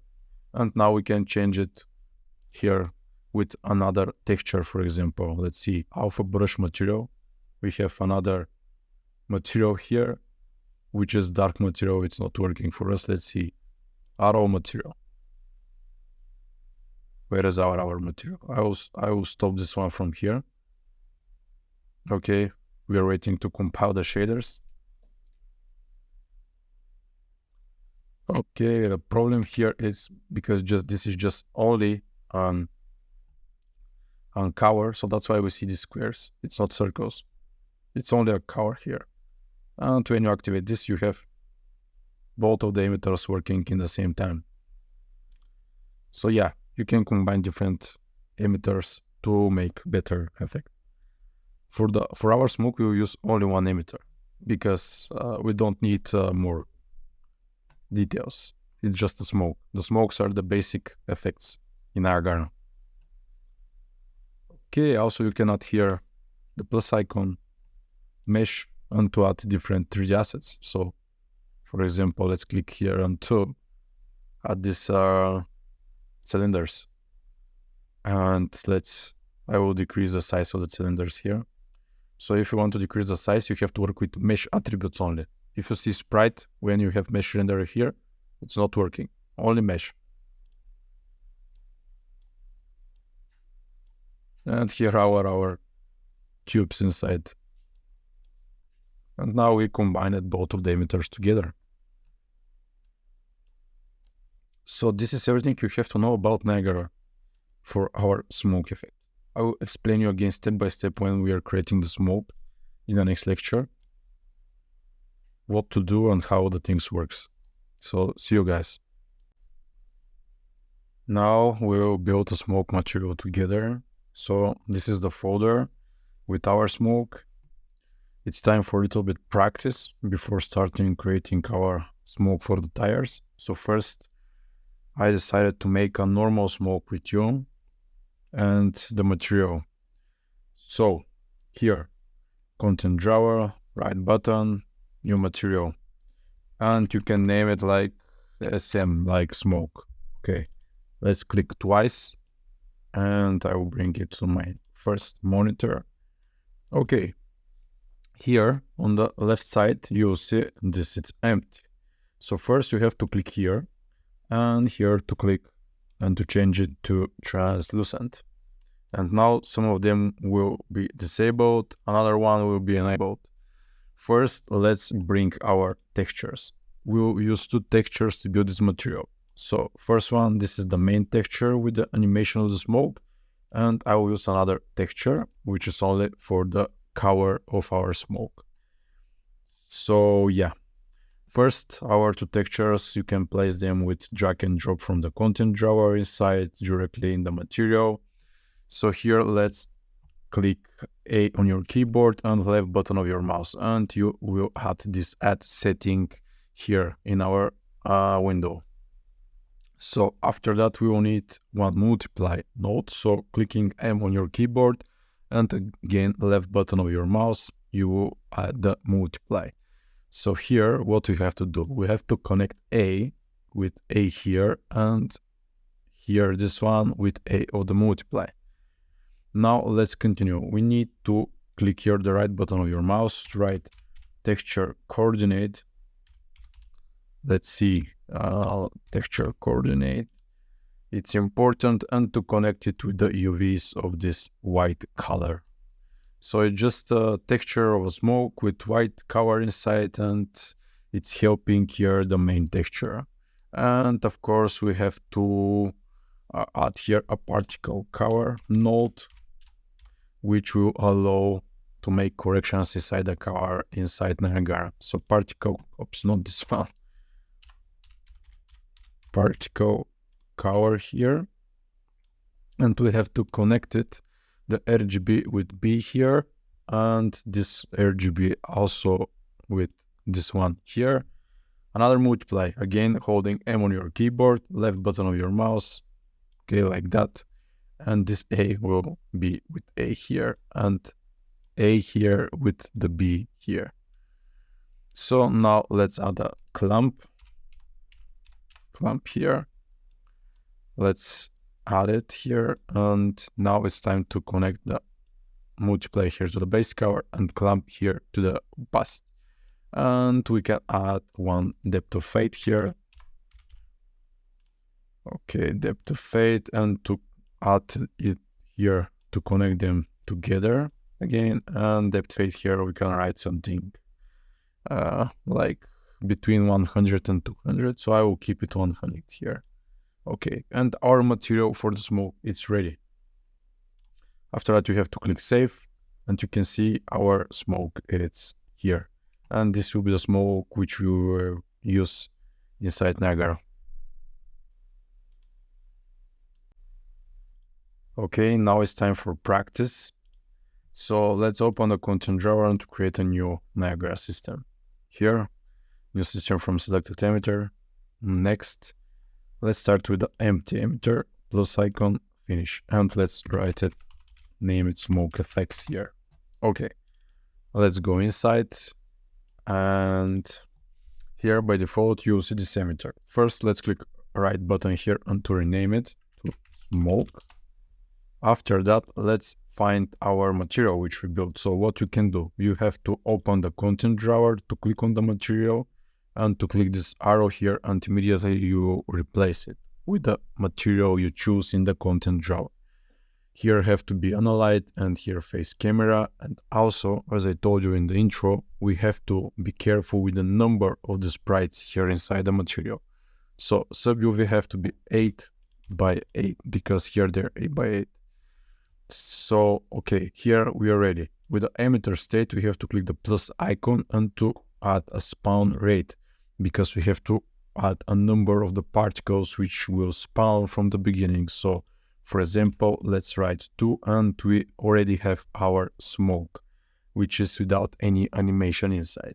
Okay, initialize particles, it's important because here it's our lifetime, our size. So if you want to give different variation of the lifetime, some of the particles to die earlier, some of them later, you have to click here to the lifetime, direct set, and this arrow to click random range float. So here we have places to add 2 values. So we'll add 5 and 7 because our smoke have to last longer. So that's why between 5 and 7 will be enough. Some of them will die in time like 5.3, some of them will die in time 6.4, for example. So we have more variations of our particles here, and the smoke will look more realistic.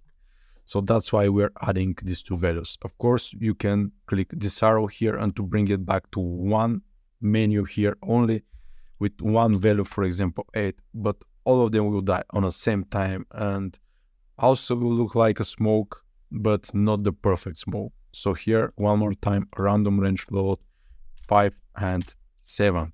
Okay, let's continue.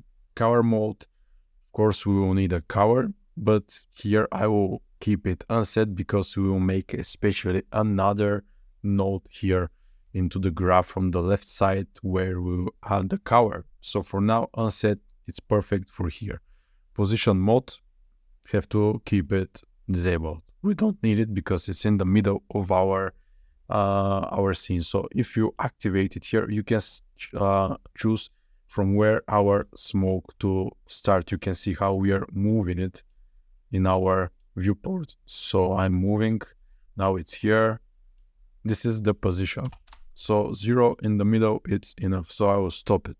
Okay, sprite attributes. Here is the sprite size. It's important because from here we will giving the size of our particles. Now it's too small. So let's click unset here. After that, non-uniform.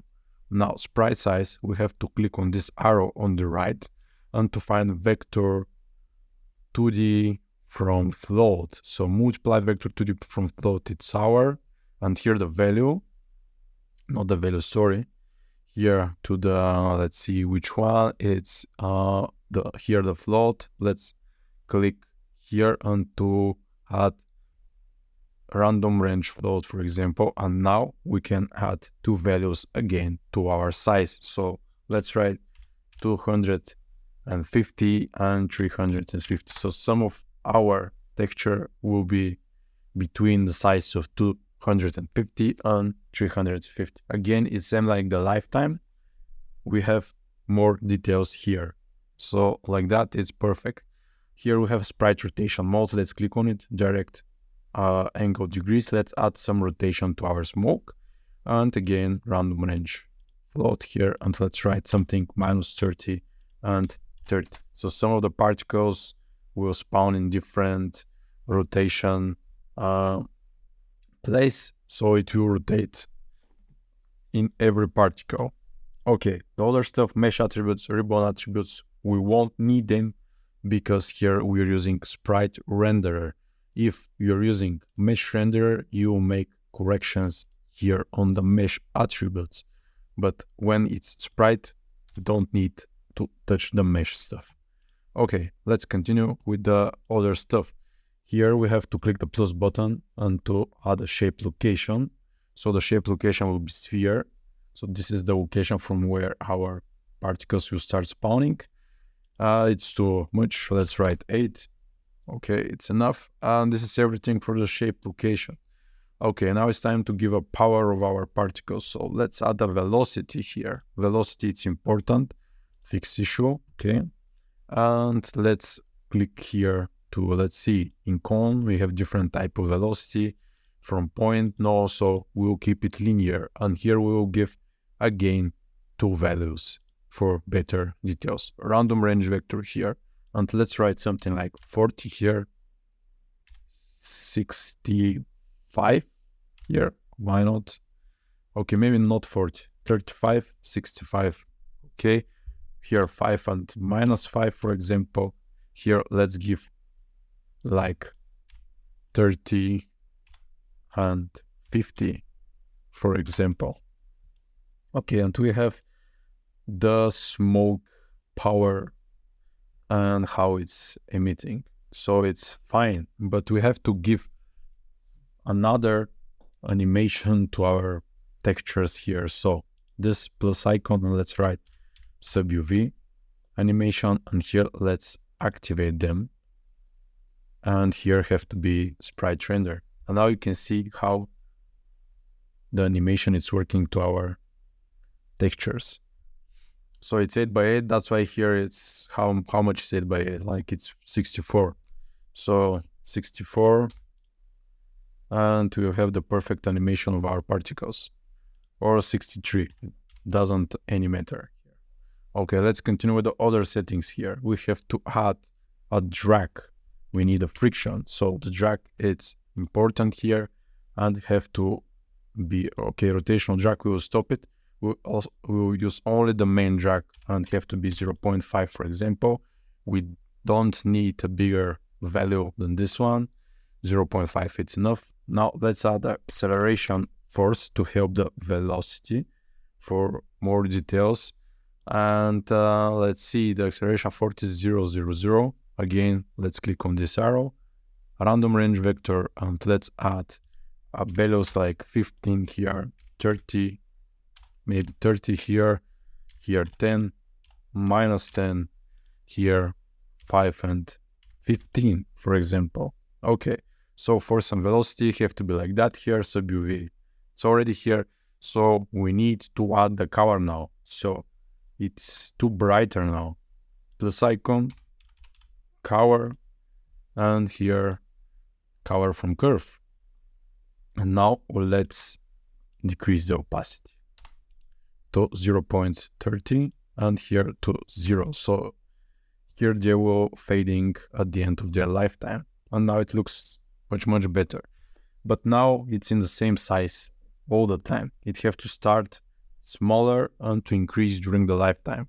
So what we have to do, we have to click here the plus, scale sprite size, it's here. And now the scale sprite size, they have to start small, but not that small, like 0.5, and at the end of the animation to increase the size. So for example, it's okay, maybe here we want to increase them earlier than at the end of the animation, so here will be 0.7, for example. And now we have a nice smoke. Maybe the color it's bright and we have to decrease it even more, so 0.2 will be enough. And let's click save.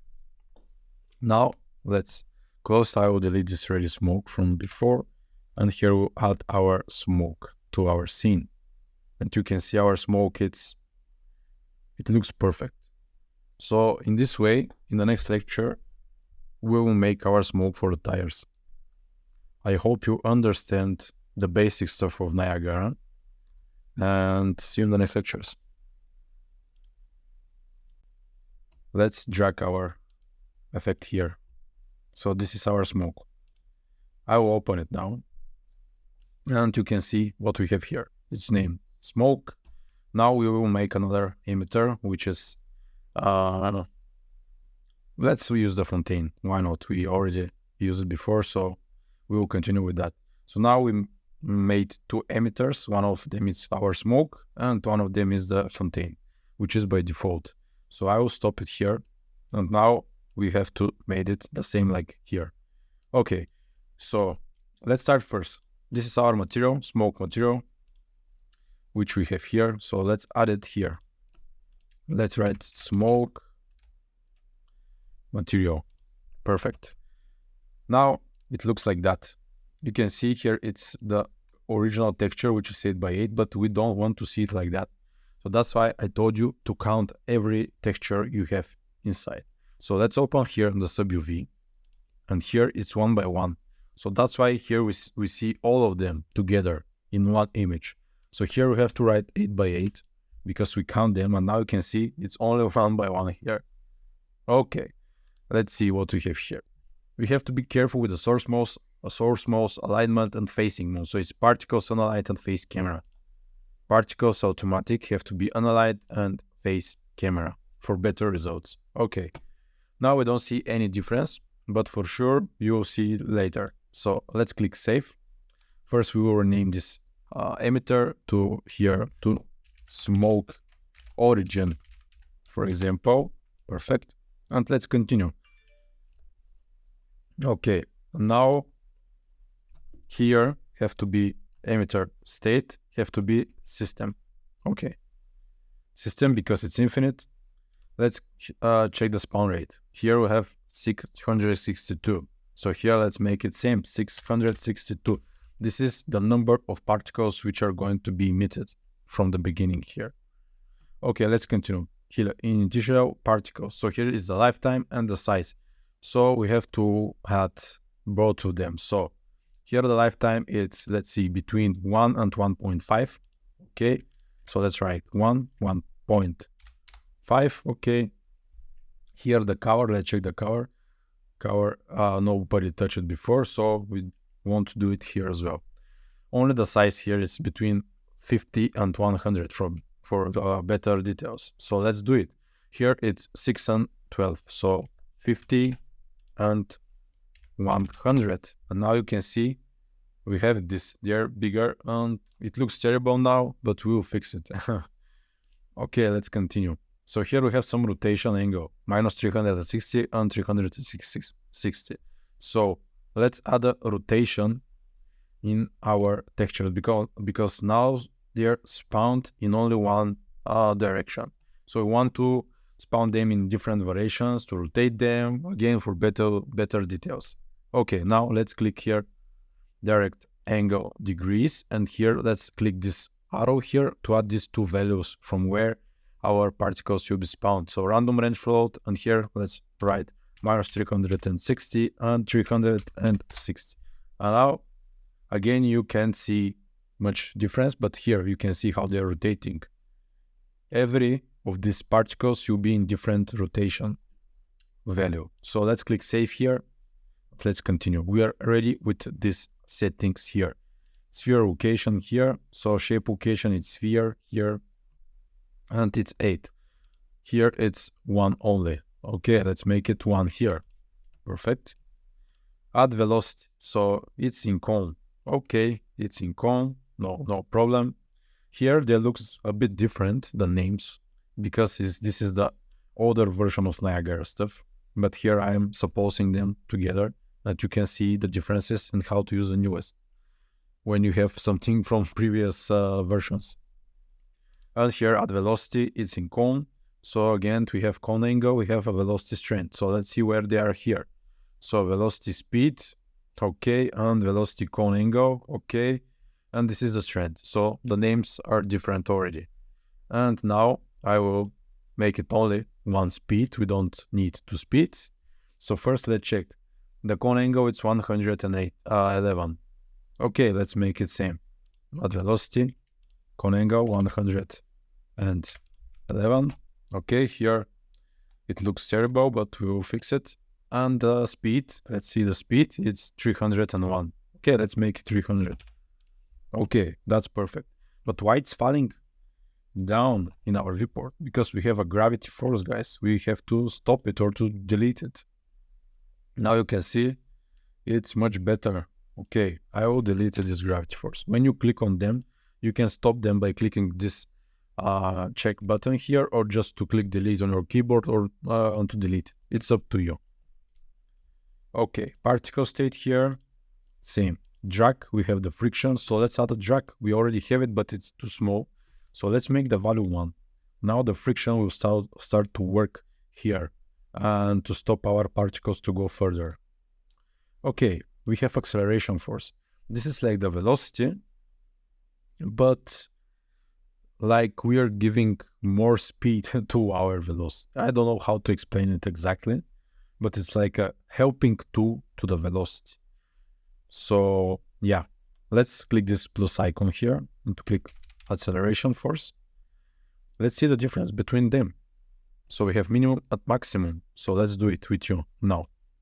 We will place it to the same place, and here this arrow, random range vector. And now it's time to check the values. Here it's 12, 10, 0. Okay, let's do it. 12, 10, and 0. Okay, here it's 32, minus 10, and 10. Okay. Minus 10. So we are giving now speed of our particles in every on this direction. So you can see what will change here. So this will go like that. It works like a traction from a wind. So you can make a lot of stuff from here. You can see, but here the values are too high now. You have to play with these values when you have time, and you can make really nice effects, guys. Okay, acceleration force here. And now here scale color, we don't need it. This scale color here. Okay, we have a color node. So I'll stop this one to see how the color it looks. So we have this cover here, which is white cover, but with opacity inside. Okay, so let's do it. Here the plus icon, cover, and you see this, but we have to make it cover from curve. Okay, perfect. So we have to choose our cover of our textures here. It's white. Let's click OK. Now we have to decrease the opacity. So it has to be 0.05. Okay, now you can see it's more like a small guys. We don't see these sharp covers like before. And we want at the end to be 0. So at the end of the animation to be 0. So it's 0. Okay. And let's click save. Perfect. Let's move the cover here next to the acceleration force. So forces, it's okay. Scale sprite size. So the scale sprite size, it's a tool which helps us to scale the particles during their lifetime. So now I'll show you. So again, the plus icon, scale,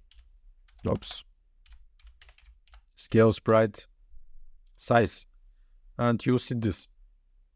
Okay, let's see how it looks here. Here it's different. Here we have vector 2D from float, float from curve, curve for floats. So let's do it with you. How to do it? Okay, I will bring this scale cover here. Curve for floats. Okay, non-uniform here. So here have to be 2D by float. Here float. Have to be float from curve. And voila, we have it already. So now you can see how it looks. So they're starting big like one. Now you can see they're starting big. At the end of their lifetime, they are decreasing their scale to 0. So this is how this scale sprite size it's working exactly. We are choosing on which size to start, in which size to end, what to be their size in the middle of the animation. It's like another tool with which we are giving details to our particles. So let's see here. So they're starting. Okay, I have to activate it. Let's see.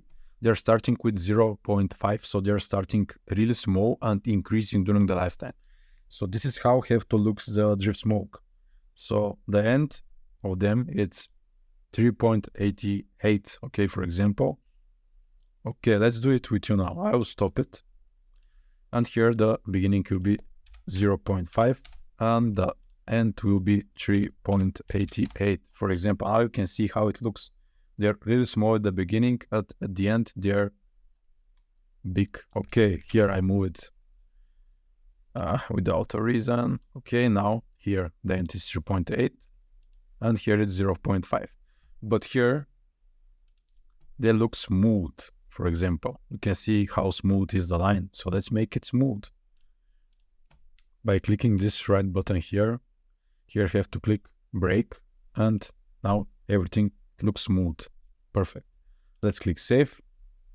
Scale sprite size is ready, and this sub UV, it's really important because this gives the animation to our textures from the flipbooks texture. It takes the animation from these flipbooks and place it inside the particles. So let's click this plus sub UV animation and let's see how it's linear 64. So 8 by 8 is 64. So you have to count. And here linear, okay, start 0, 64. Here have to be mesh maybe. No, it's not mesh, sorry, it's sprite here. And here it's sprite renderer. Perfect. Now we have the animation inside. If you see closer, you can see, okay, I will stop it now to see how it looks. Now it's with the animation from the flipbook. Now it's without. So they're not moving that much. And when we activate it, we have more circle animation and rotations to these particles. Okay, let's click save. And let's start the ready one. Okay. Let's see what we have here. It's in another direction. Okay, let's fix the direction. So let's check everything how it is. So the velocity. Okay, now the direction is different. So what we have to do, we have to come to the velocity to open it and to see the cone axis here. Let's check it here. Here have to be 0. And now it's on the right direction, guys. Okay, here we have a distribution, so I will stop them to see how it looks. Okay, that's good. Let's click save. Now it's on the same direction. Okay, the shape location here, it's too small. We have to increase it a bit from where our particles will spawn. Maybe like 8. Okay, it looks much better in the beginning. That's good. So here it's 1, 1, 1 here, the non-uniform scale. Let's check how it's here. Non-uniform scale, we don't have non-uniform scale here. Maybe in the transform menu, it's 1, 1, 1. Okay, it's same. Here I will write just 8. Here you can choose what type of mesh to looks the emitting point here. But sphere, it's by default. So let's keep it. And yeah, let's click save to see how it looks. Perfect. Let's see the velocity here. That if we decrease the velocity, you can see the power there really fast and it looks terrible. But if it's smaller, like lower than 300, we have this, which is also not good. So 310 will be more than enough. And maybe the scale sprite size at the beginning have to be more, like 1. Okay, but let's click save. Okay, perfect.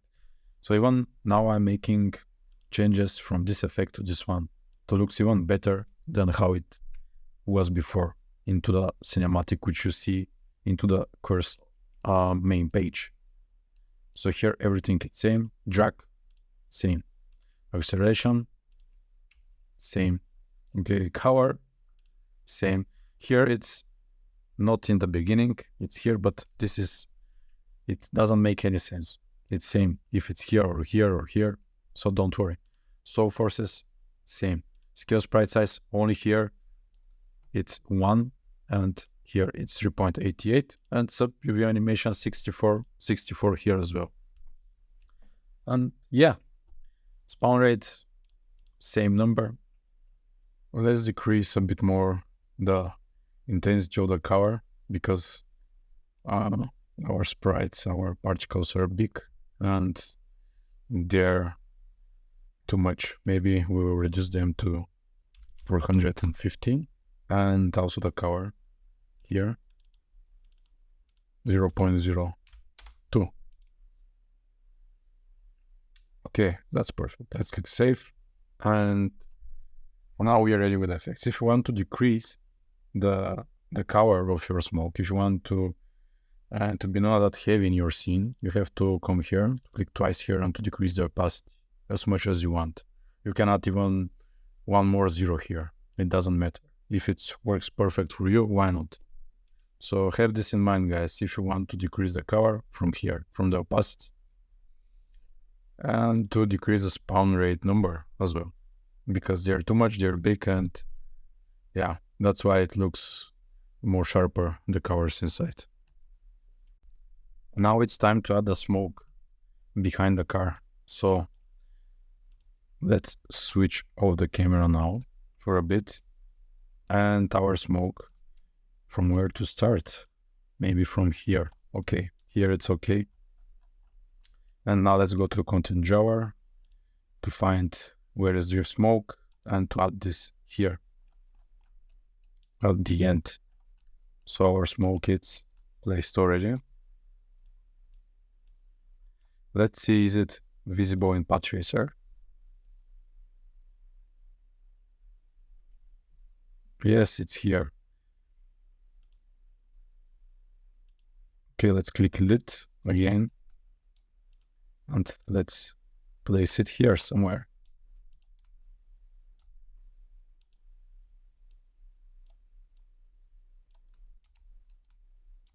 Okay, now it's time to take this drift smoke effects inside. To click Niagara. Niagara component. And now here, we want to start it from here, for example. So we have to come here to FX system toggle track. So from here we can activate it or to deactivate it. So from here it's activating. Here it's deactivated, for example. And here we also play one deactivated frame here to be sure. Now from here it will start our smoke. Okay. So now we have to make the smoke to follow our car. Okay, how I'm going to do it? Of course with keyframes. It's not that hard here to do it, so okay, with here starting here. Okay, so that's plus icon, transform to add transform menu, and here location. So keyframes here. Now when we move it here, for example, again location, here again,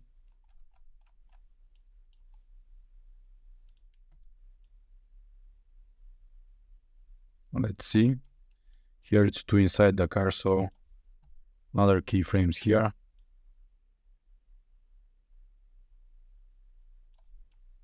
Okay, almost ready.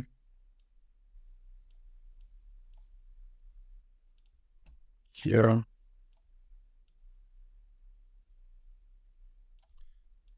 A bit like that. And of course here, you have to be to the end. Location.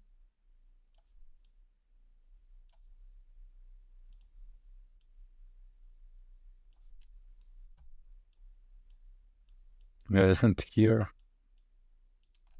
let's go closer to our car.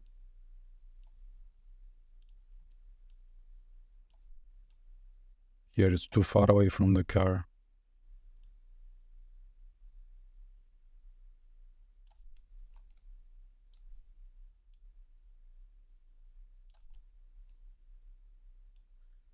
Okay.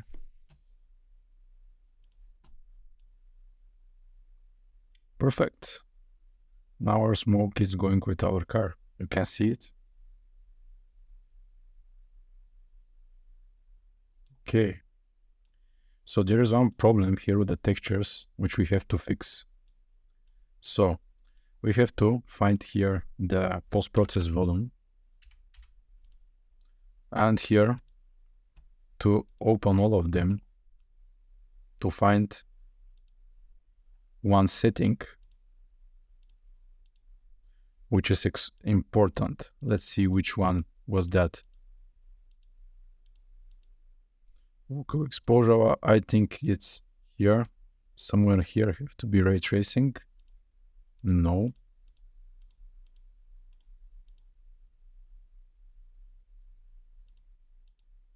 Here have to be raster. And now we have the smoke and it looks fine. Because here when it's ray tracing, we don't see anything. It looks bad, so we have to change it here, the translucency to raster. And again, here we have something to fix. It's far away again.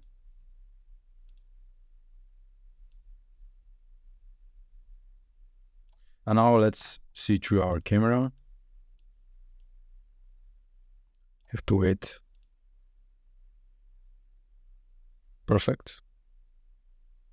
Here it's still here, so we have to stop it or just to move it somewhere far away from the camera. So let's do it. Let's stop the camera view and here the smoke to make it to go somewhere here to be far away from the camera. Okay, perfect. And let's see now how it looks.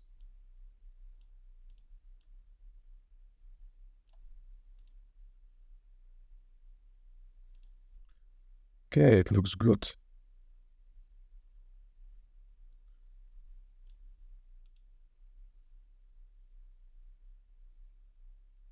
that's nice. Maybe we have to make the smoke bigger. So what we have to do now? We have to go here into the drift smoke. Let's find it, drift smoke. Right button, edit drift smoke. Now let's go to the here, we initialize particle and to make it here 80 and 160, for example. Now they will be bigger. Let's click save. Now let's see how it looks when they're bigger. Okay, we have to wait a bit. Let's start it. Okay, I think it's better. The smoke you have to start earlier, to be honest. Let's stop the camera again and let's go here. So the smoke you have to start somewhere from here, I think.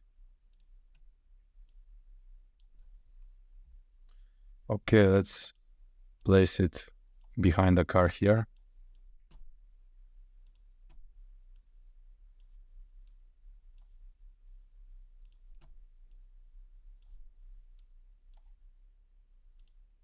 Oops.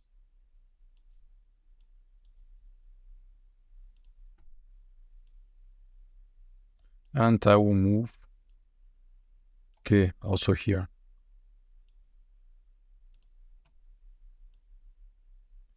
I will move the activation keyframes here.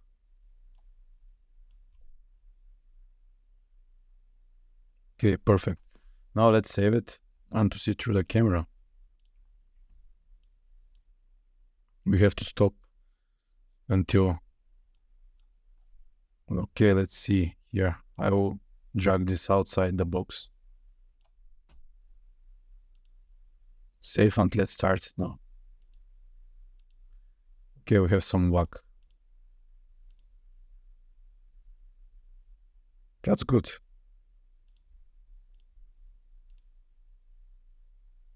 Perfect.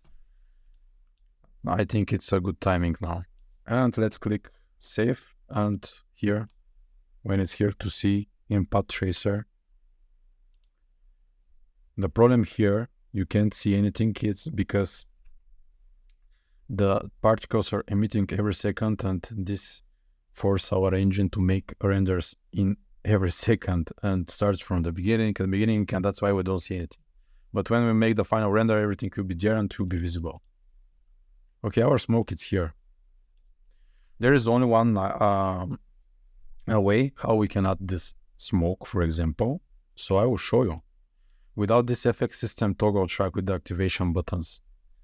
I think the second one, it's also easy way, and I'm using it at most. So you have to come here to your effect inside, to click on this emitter, to activate this determinism here, and write 1. Let's click save. I will stop it now. So I will, let's see, where are they? They're here, they're starting from 33. Okay, so I will delete this stuff, the full FX system toggle track. I will stop the camera again. So now, let's click here on the plus icon. Again, Niagara component, here the Niagara component, you have to click Niagara system lifetime cycle. Okay, so this means from where our effect will start emitting. You have to click right button here to desired age. Now our animation is baked and it will be same all the time. You can see now from here it's starting and now it's baked. It's not moving anymore. It stays into the same place. And it's always same. And now when we are making some corrections, for example, okay, now the smoke is small. I want to increase the size even more, so I will do it.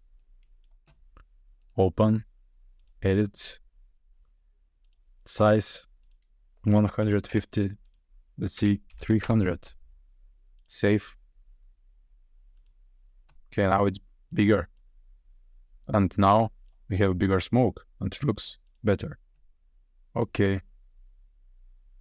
And it's baked. And here you can, if you want to stop it somewhere, you can come here to click edit here trim section on the right, and it will be trimmed here. So our smoke will disappear from here. So this is how it works with the life cycle and with the FX toggle system. You will choose which one to use. So I will keep this one. Okay. And this is how you can add effect to your sequencer. I hope, guys, you understood everything. I really love to build effects. It's one of my main stuff which I'm doing at work. Okay, it's perfect. And let's click save.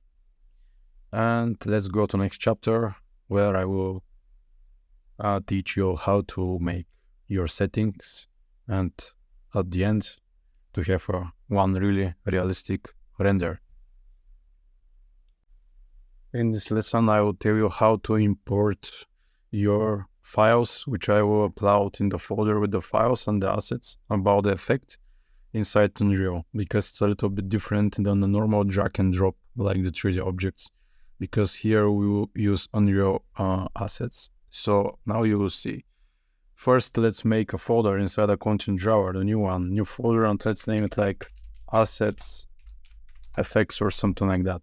So let's open it. First, this is the folder where are our materials, and they will look like that. So of course we can drag and drop the textures like that. With drag and drop, it's okay because they're PNG files, so you can do it. But the other stuff, I will delete them. But the other stuff like this Unreal asset, like this file. So here it's the Niagara system.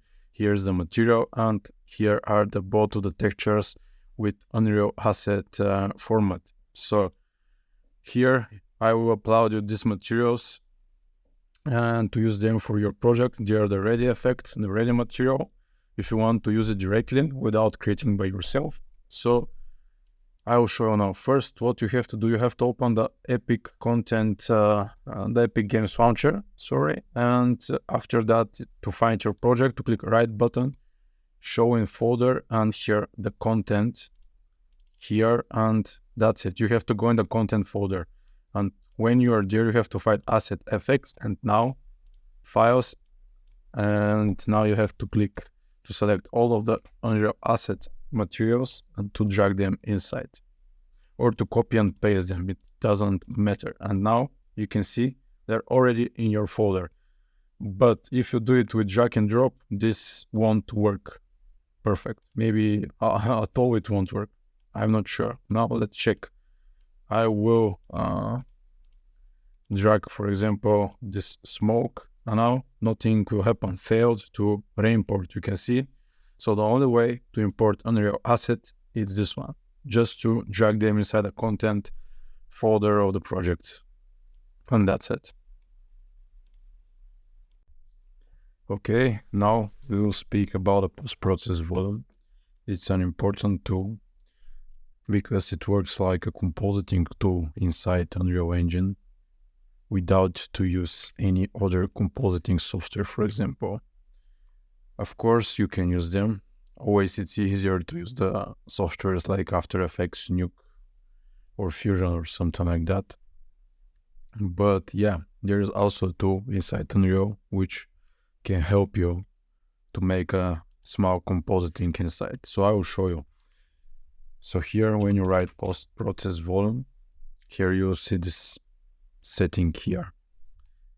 And now inside we have a lot of settings. If you don't see this in your project, for example, you have to come here to click, let me see where it was, here into the visual effects, and to click to post-process volume, and automatically will appear in your scene. But now it's not ready. You have to write here,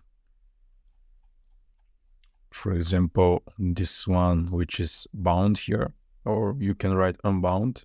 And the last one, post-process volume settings, infinite extent unbound. You have to click this one, and now will affect the whole scene. So you have to be careful when you are placing this for first time to check this one here. Okay, I will delete now this one and we'll start with the ready one. I will delete this and let's start to see what we have here. For example, I will stop most of the stuff here. I will open it one by one with you, and we will make the perfect settings for our cinematics together now. Okay, so mobile depth of field, we won't touch this one, the bloom. So you can see the bloom, what it's doing. Now, maybe you can see that good, but here in this field, in the middle of the animation, you can see how the color becomes warmer and it looks like there is a fog in the middle of our scene. My recommendation for you here is to keep it in a small value, because in the render, and especially in the path tracer, it might look terrible if it's too high. So in the beginning, it was something smaller, like 0.2. So I think it's enough for you. By default, here will be standard. You can see how blurry it's our scene, but we will use this convolution one and it will be 0.2 here. Okay, here we have advanced settings. We won't use them. Exposure. So by default, the exposure will be 0.4. You can see what the exposure is doing. Sometimes it's really helpful too, sometimes it's not. It's totally up to you if you want to make your scene darker or brighter. But this is something which we will do with you after that in After Effects. But for now, I will keep it 0.4. By default, it's perfect fits for me. Okay, I will stop the exposure here. Chromatic aberration, it's not working here. So maybe for our scene, we won't see any difference. Sometimes you can see in some of the videos that there are some colors and some glitches inside. And this is this effect with the chromatic aberration here. It's helpful for the cinematics, but here in our case, I won't use it. I will stop it. We have dirt mask, we have camera stuff here. So the stuff which we won't need, local exposure, stop lens flares. So the lens flares is this stuff which are glowing and shining from different materials to introduce you this setting as easy as I can. So you have to be careful with these values here because they're really dangerous, and if they're higher, let's bring them by default to 0.03 for example. If they're higher, they can make a big problems in your render at the end, because here for example you'll have a shining and glowness from this metal materials, and if the sun is brighter, they will be visible a lot in your renders. And that's why here again for me it's lower values. So I will close this lens flares, image effects. This is this effect which gives like a border around our scene, which is darker. It's really helpful, to be honest. Sometimes it makes your cinematic to look more cinematic. So yeah, you can use it and to add it here or also in After Effects. I will show you how to do it later in the other software. Depth of field. This is the settings here you will need. They're by default here. Color grading. You can make a lot of color grading here inside, so you can control the temperature if you want to decrease it a bit.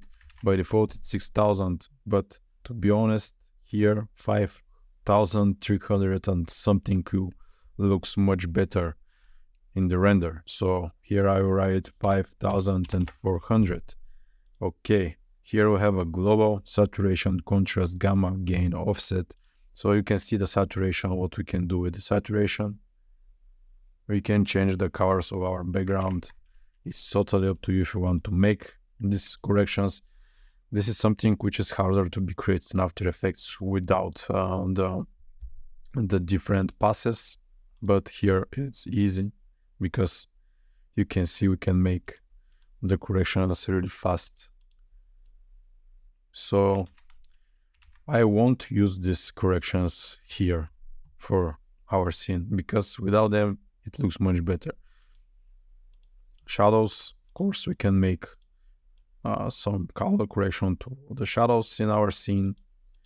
I will stop everything, midtones as well, highlights here. Let's see the highlights. Okay, we don't see the difference too much. The contrast. Here we are controlling the sky, the clouds in the sky. You can see how the sky now it's pink, now it's green. But if you combine it, for example, with the saturation here, okay, the changes are not big here, gamma, and now we are changing a lot of stuff and it looks terrible, so I'll stop them. Okay, misc, I won't touch it, I will close the highlights and film. Okay, we have some film effects here. So here are the settings which you will need. So we have a slope effect. To the end it's too much, so something like 0.7 for example, I think, or 0.8 will be perfect. Here 0.75. This is the toe. Okay, by default was 0.55. The black clip, you can stop it or to keep it 0. Okay, global illumination, stop, refraction. So this is important for your effects here. Always system by default, so keep it. This is when you're not rendering in path tracer. In path tracer it's different. So in our case here, it's not that important.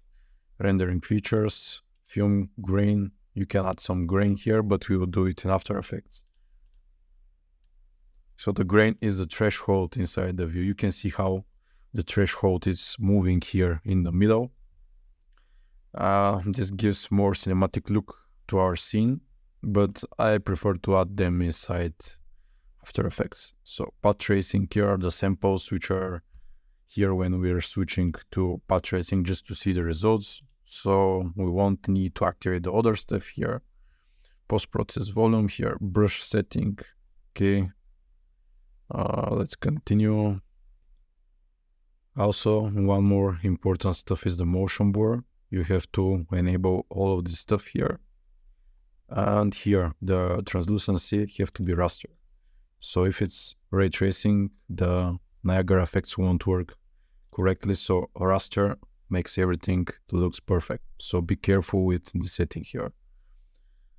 Okay, if you can't find it, you have to write here translucency and you will find it. Also, if you can find the motion blur, and it's here. Motion blur, it's important when we are making the render. So yeah, this is everything you have to know about the post-process for our scenes. Of course, you can make the corrections you want. It's not necessary to follow my navigation inside. You can practice to experiment with some stuff. It's time for the render settings already.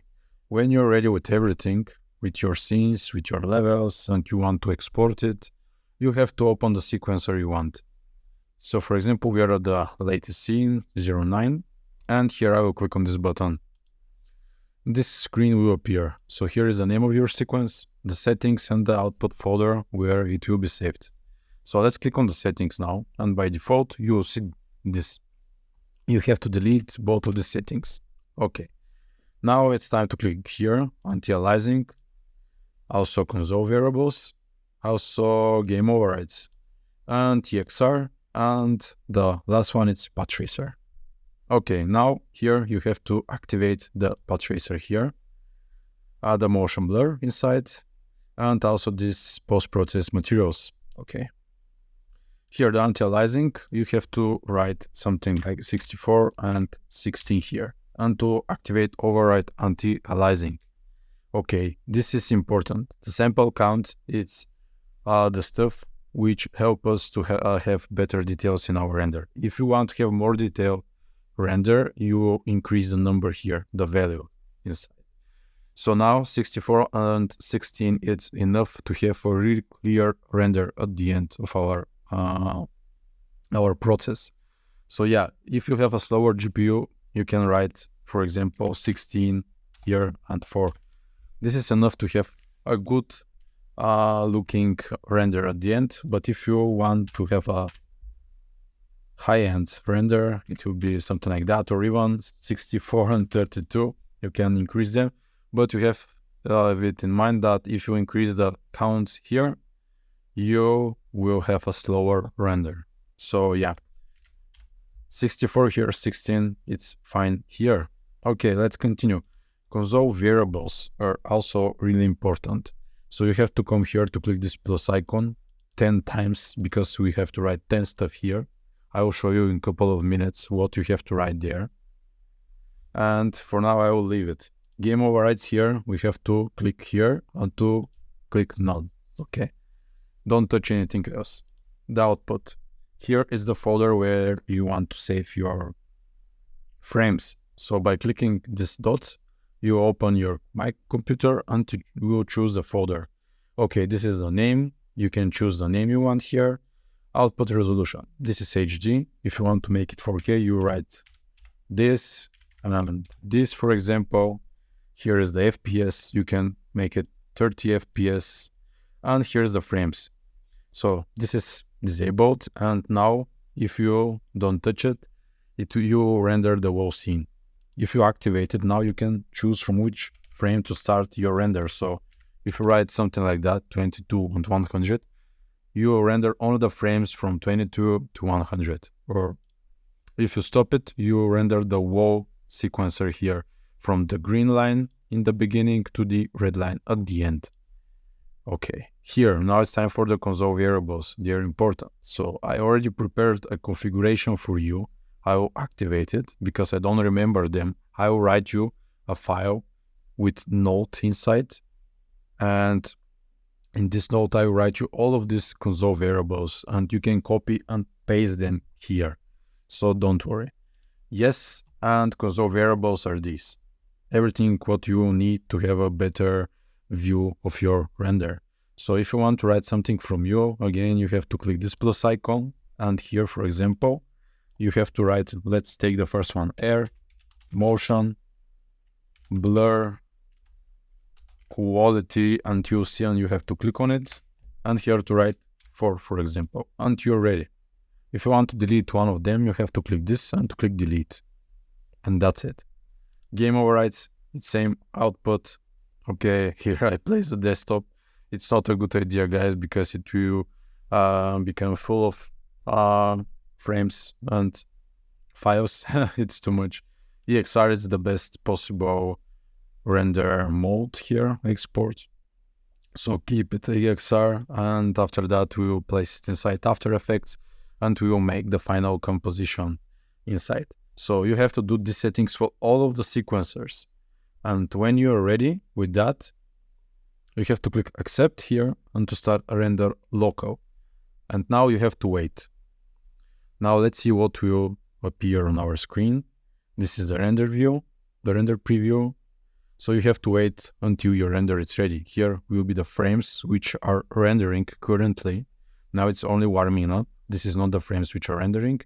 And here we have only one frame, for example. I think I wrote only one frame, but I'm not sure. Let's wait just a bit until the warming up is finalized.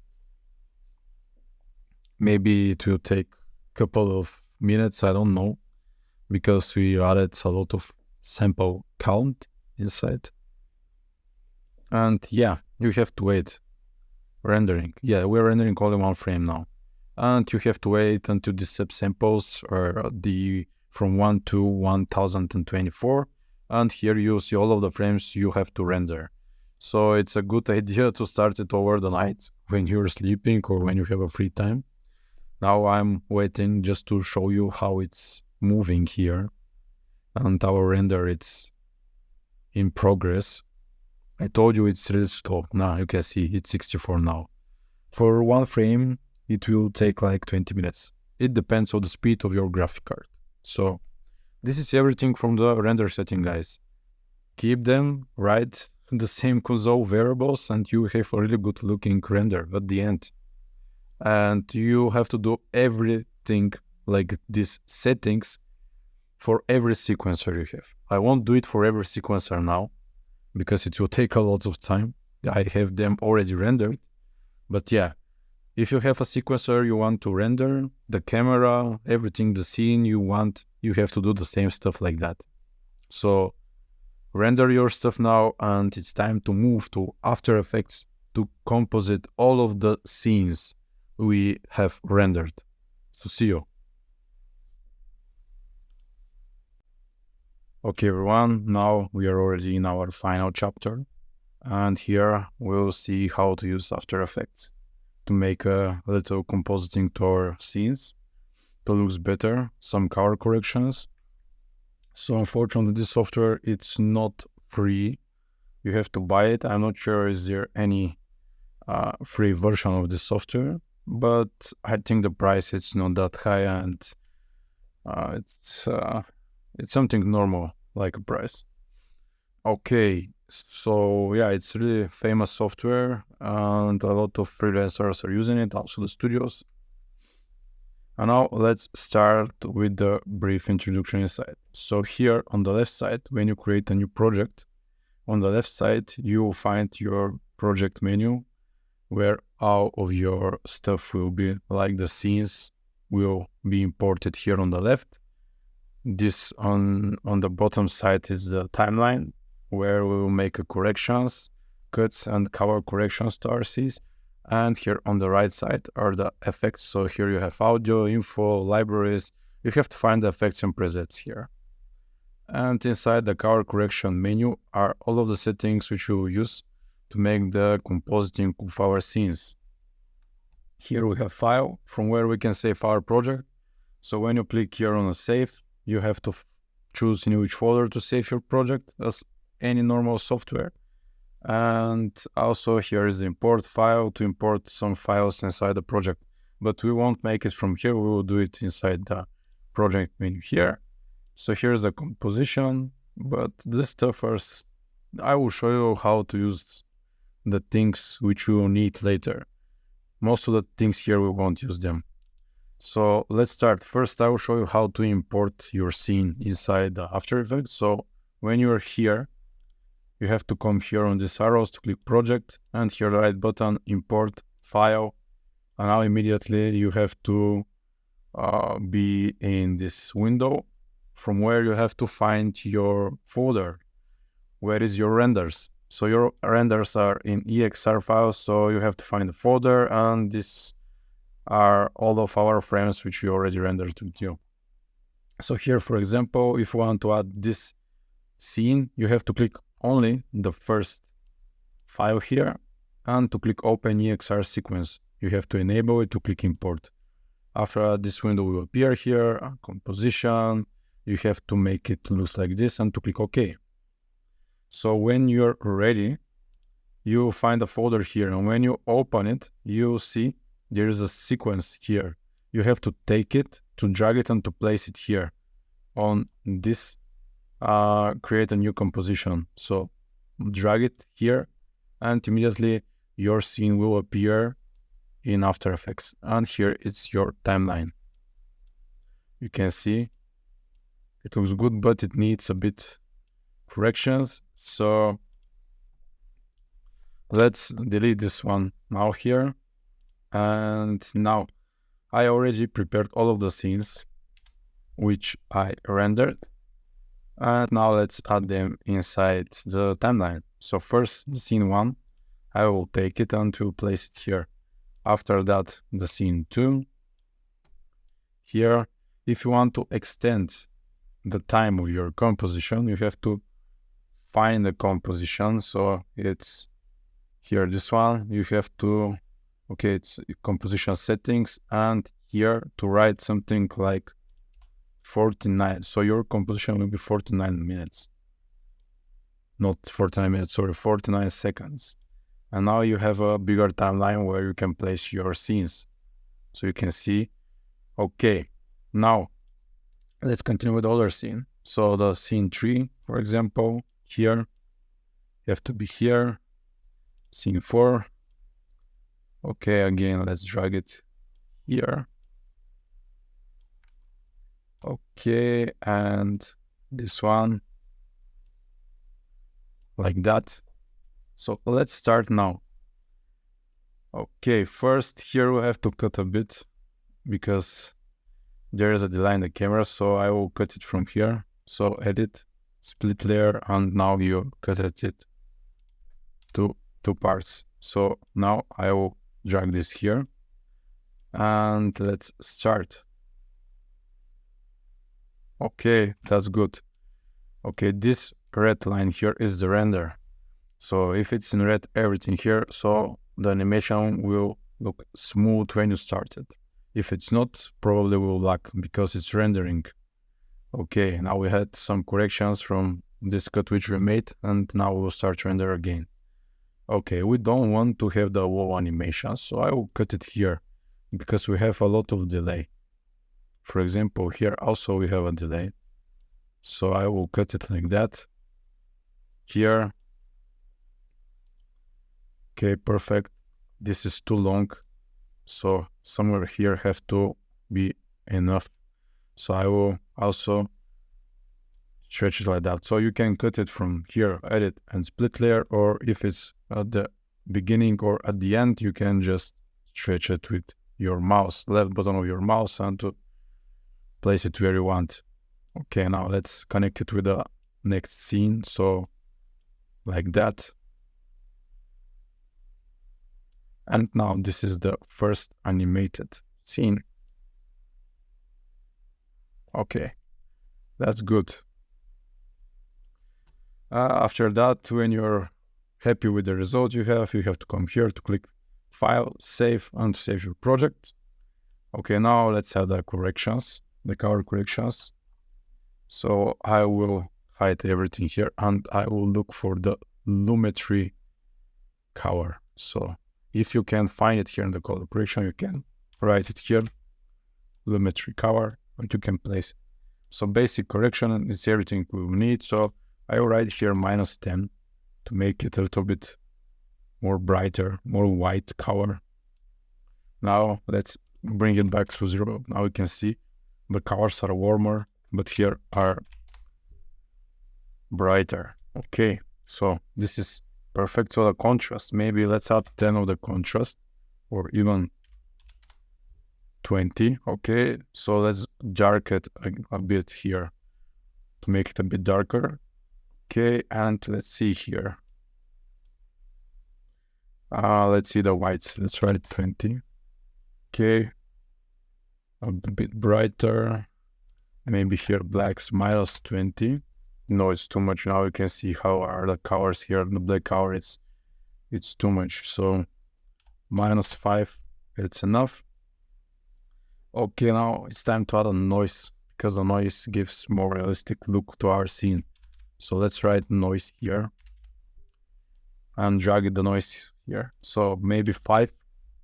Now you can see how we have this noise in our scene, but 5, it's too much. Let's make it 4. Okay, that's good.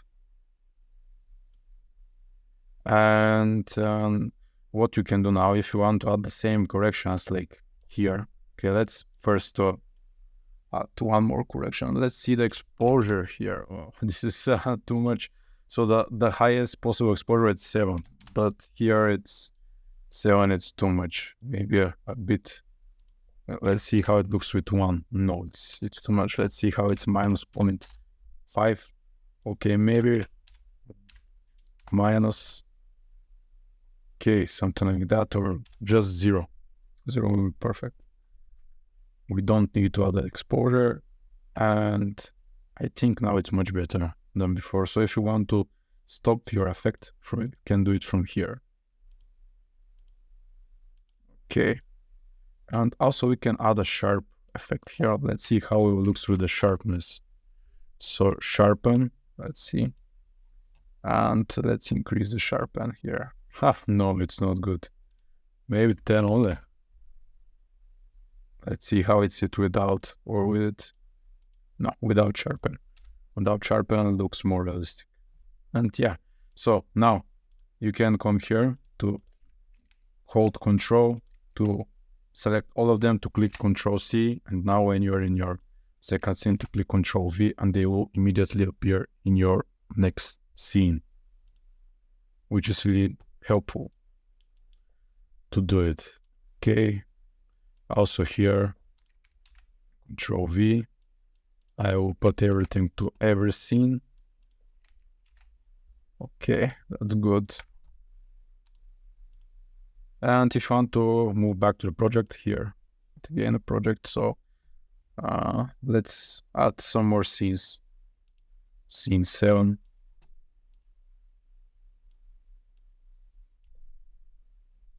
Okay, scene 7, and I will add one more scene.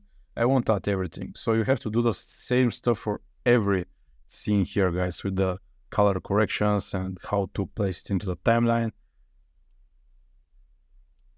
Okay, I will add here this as well.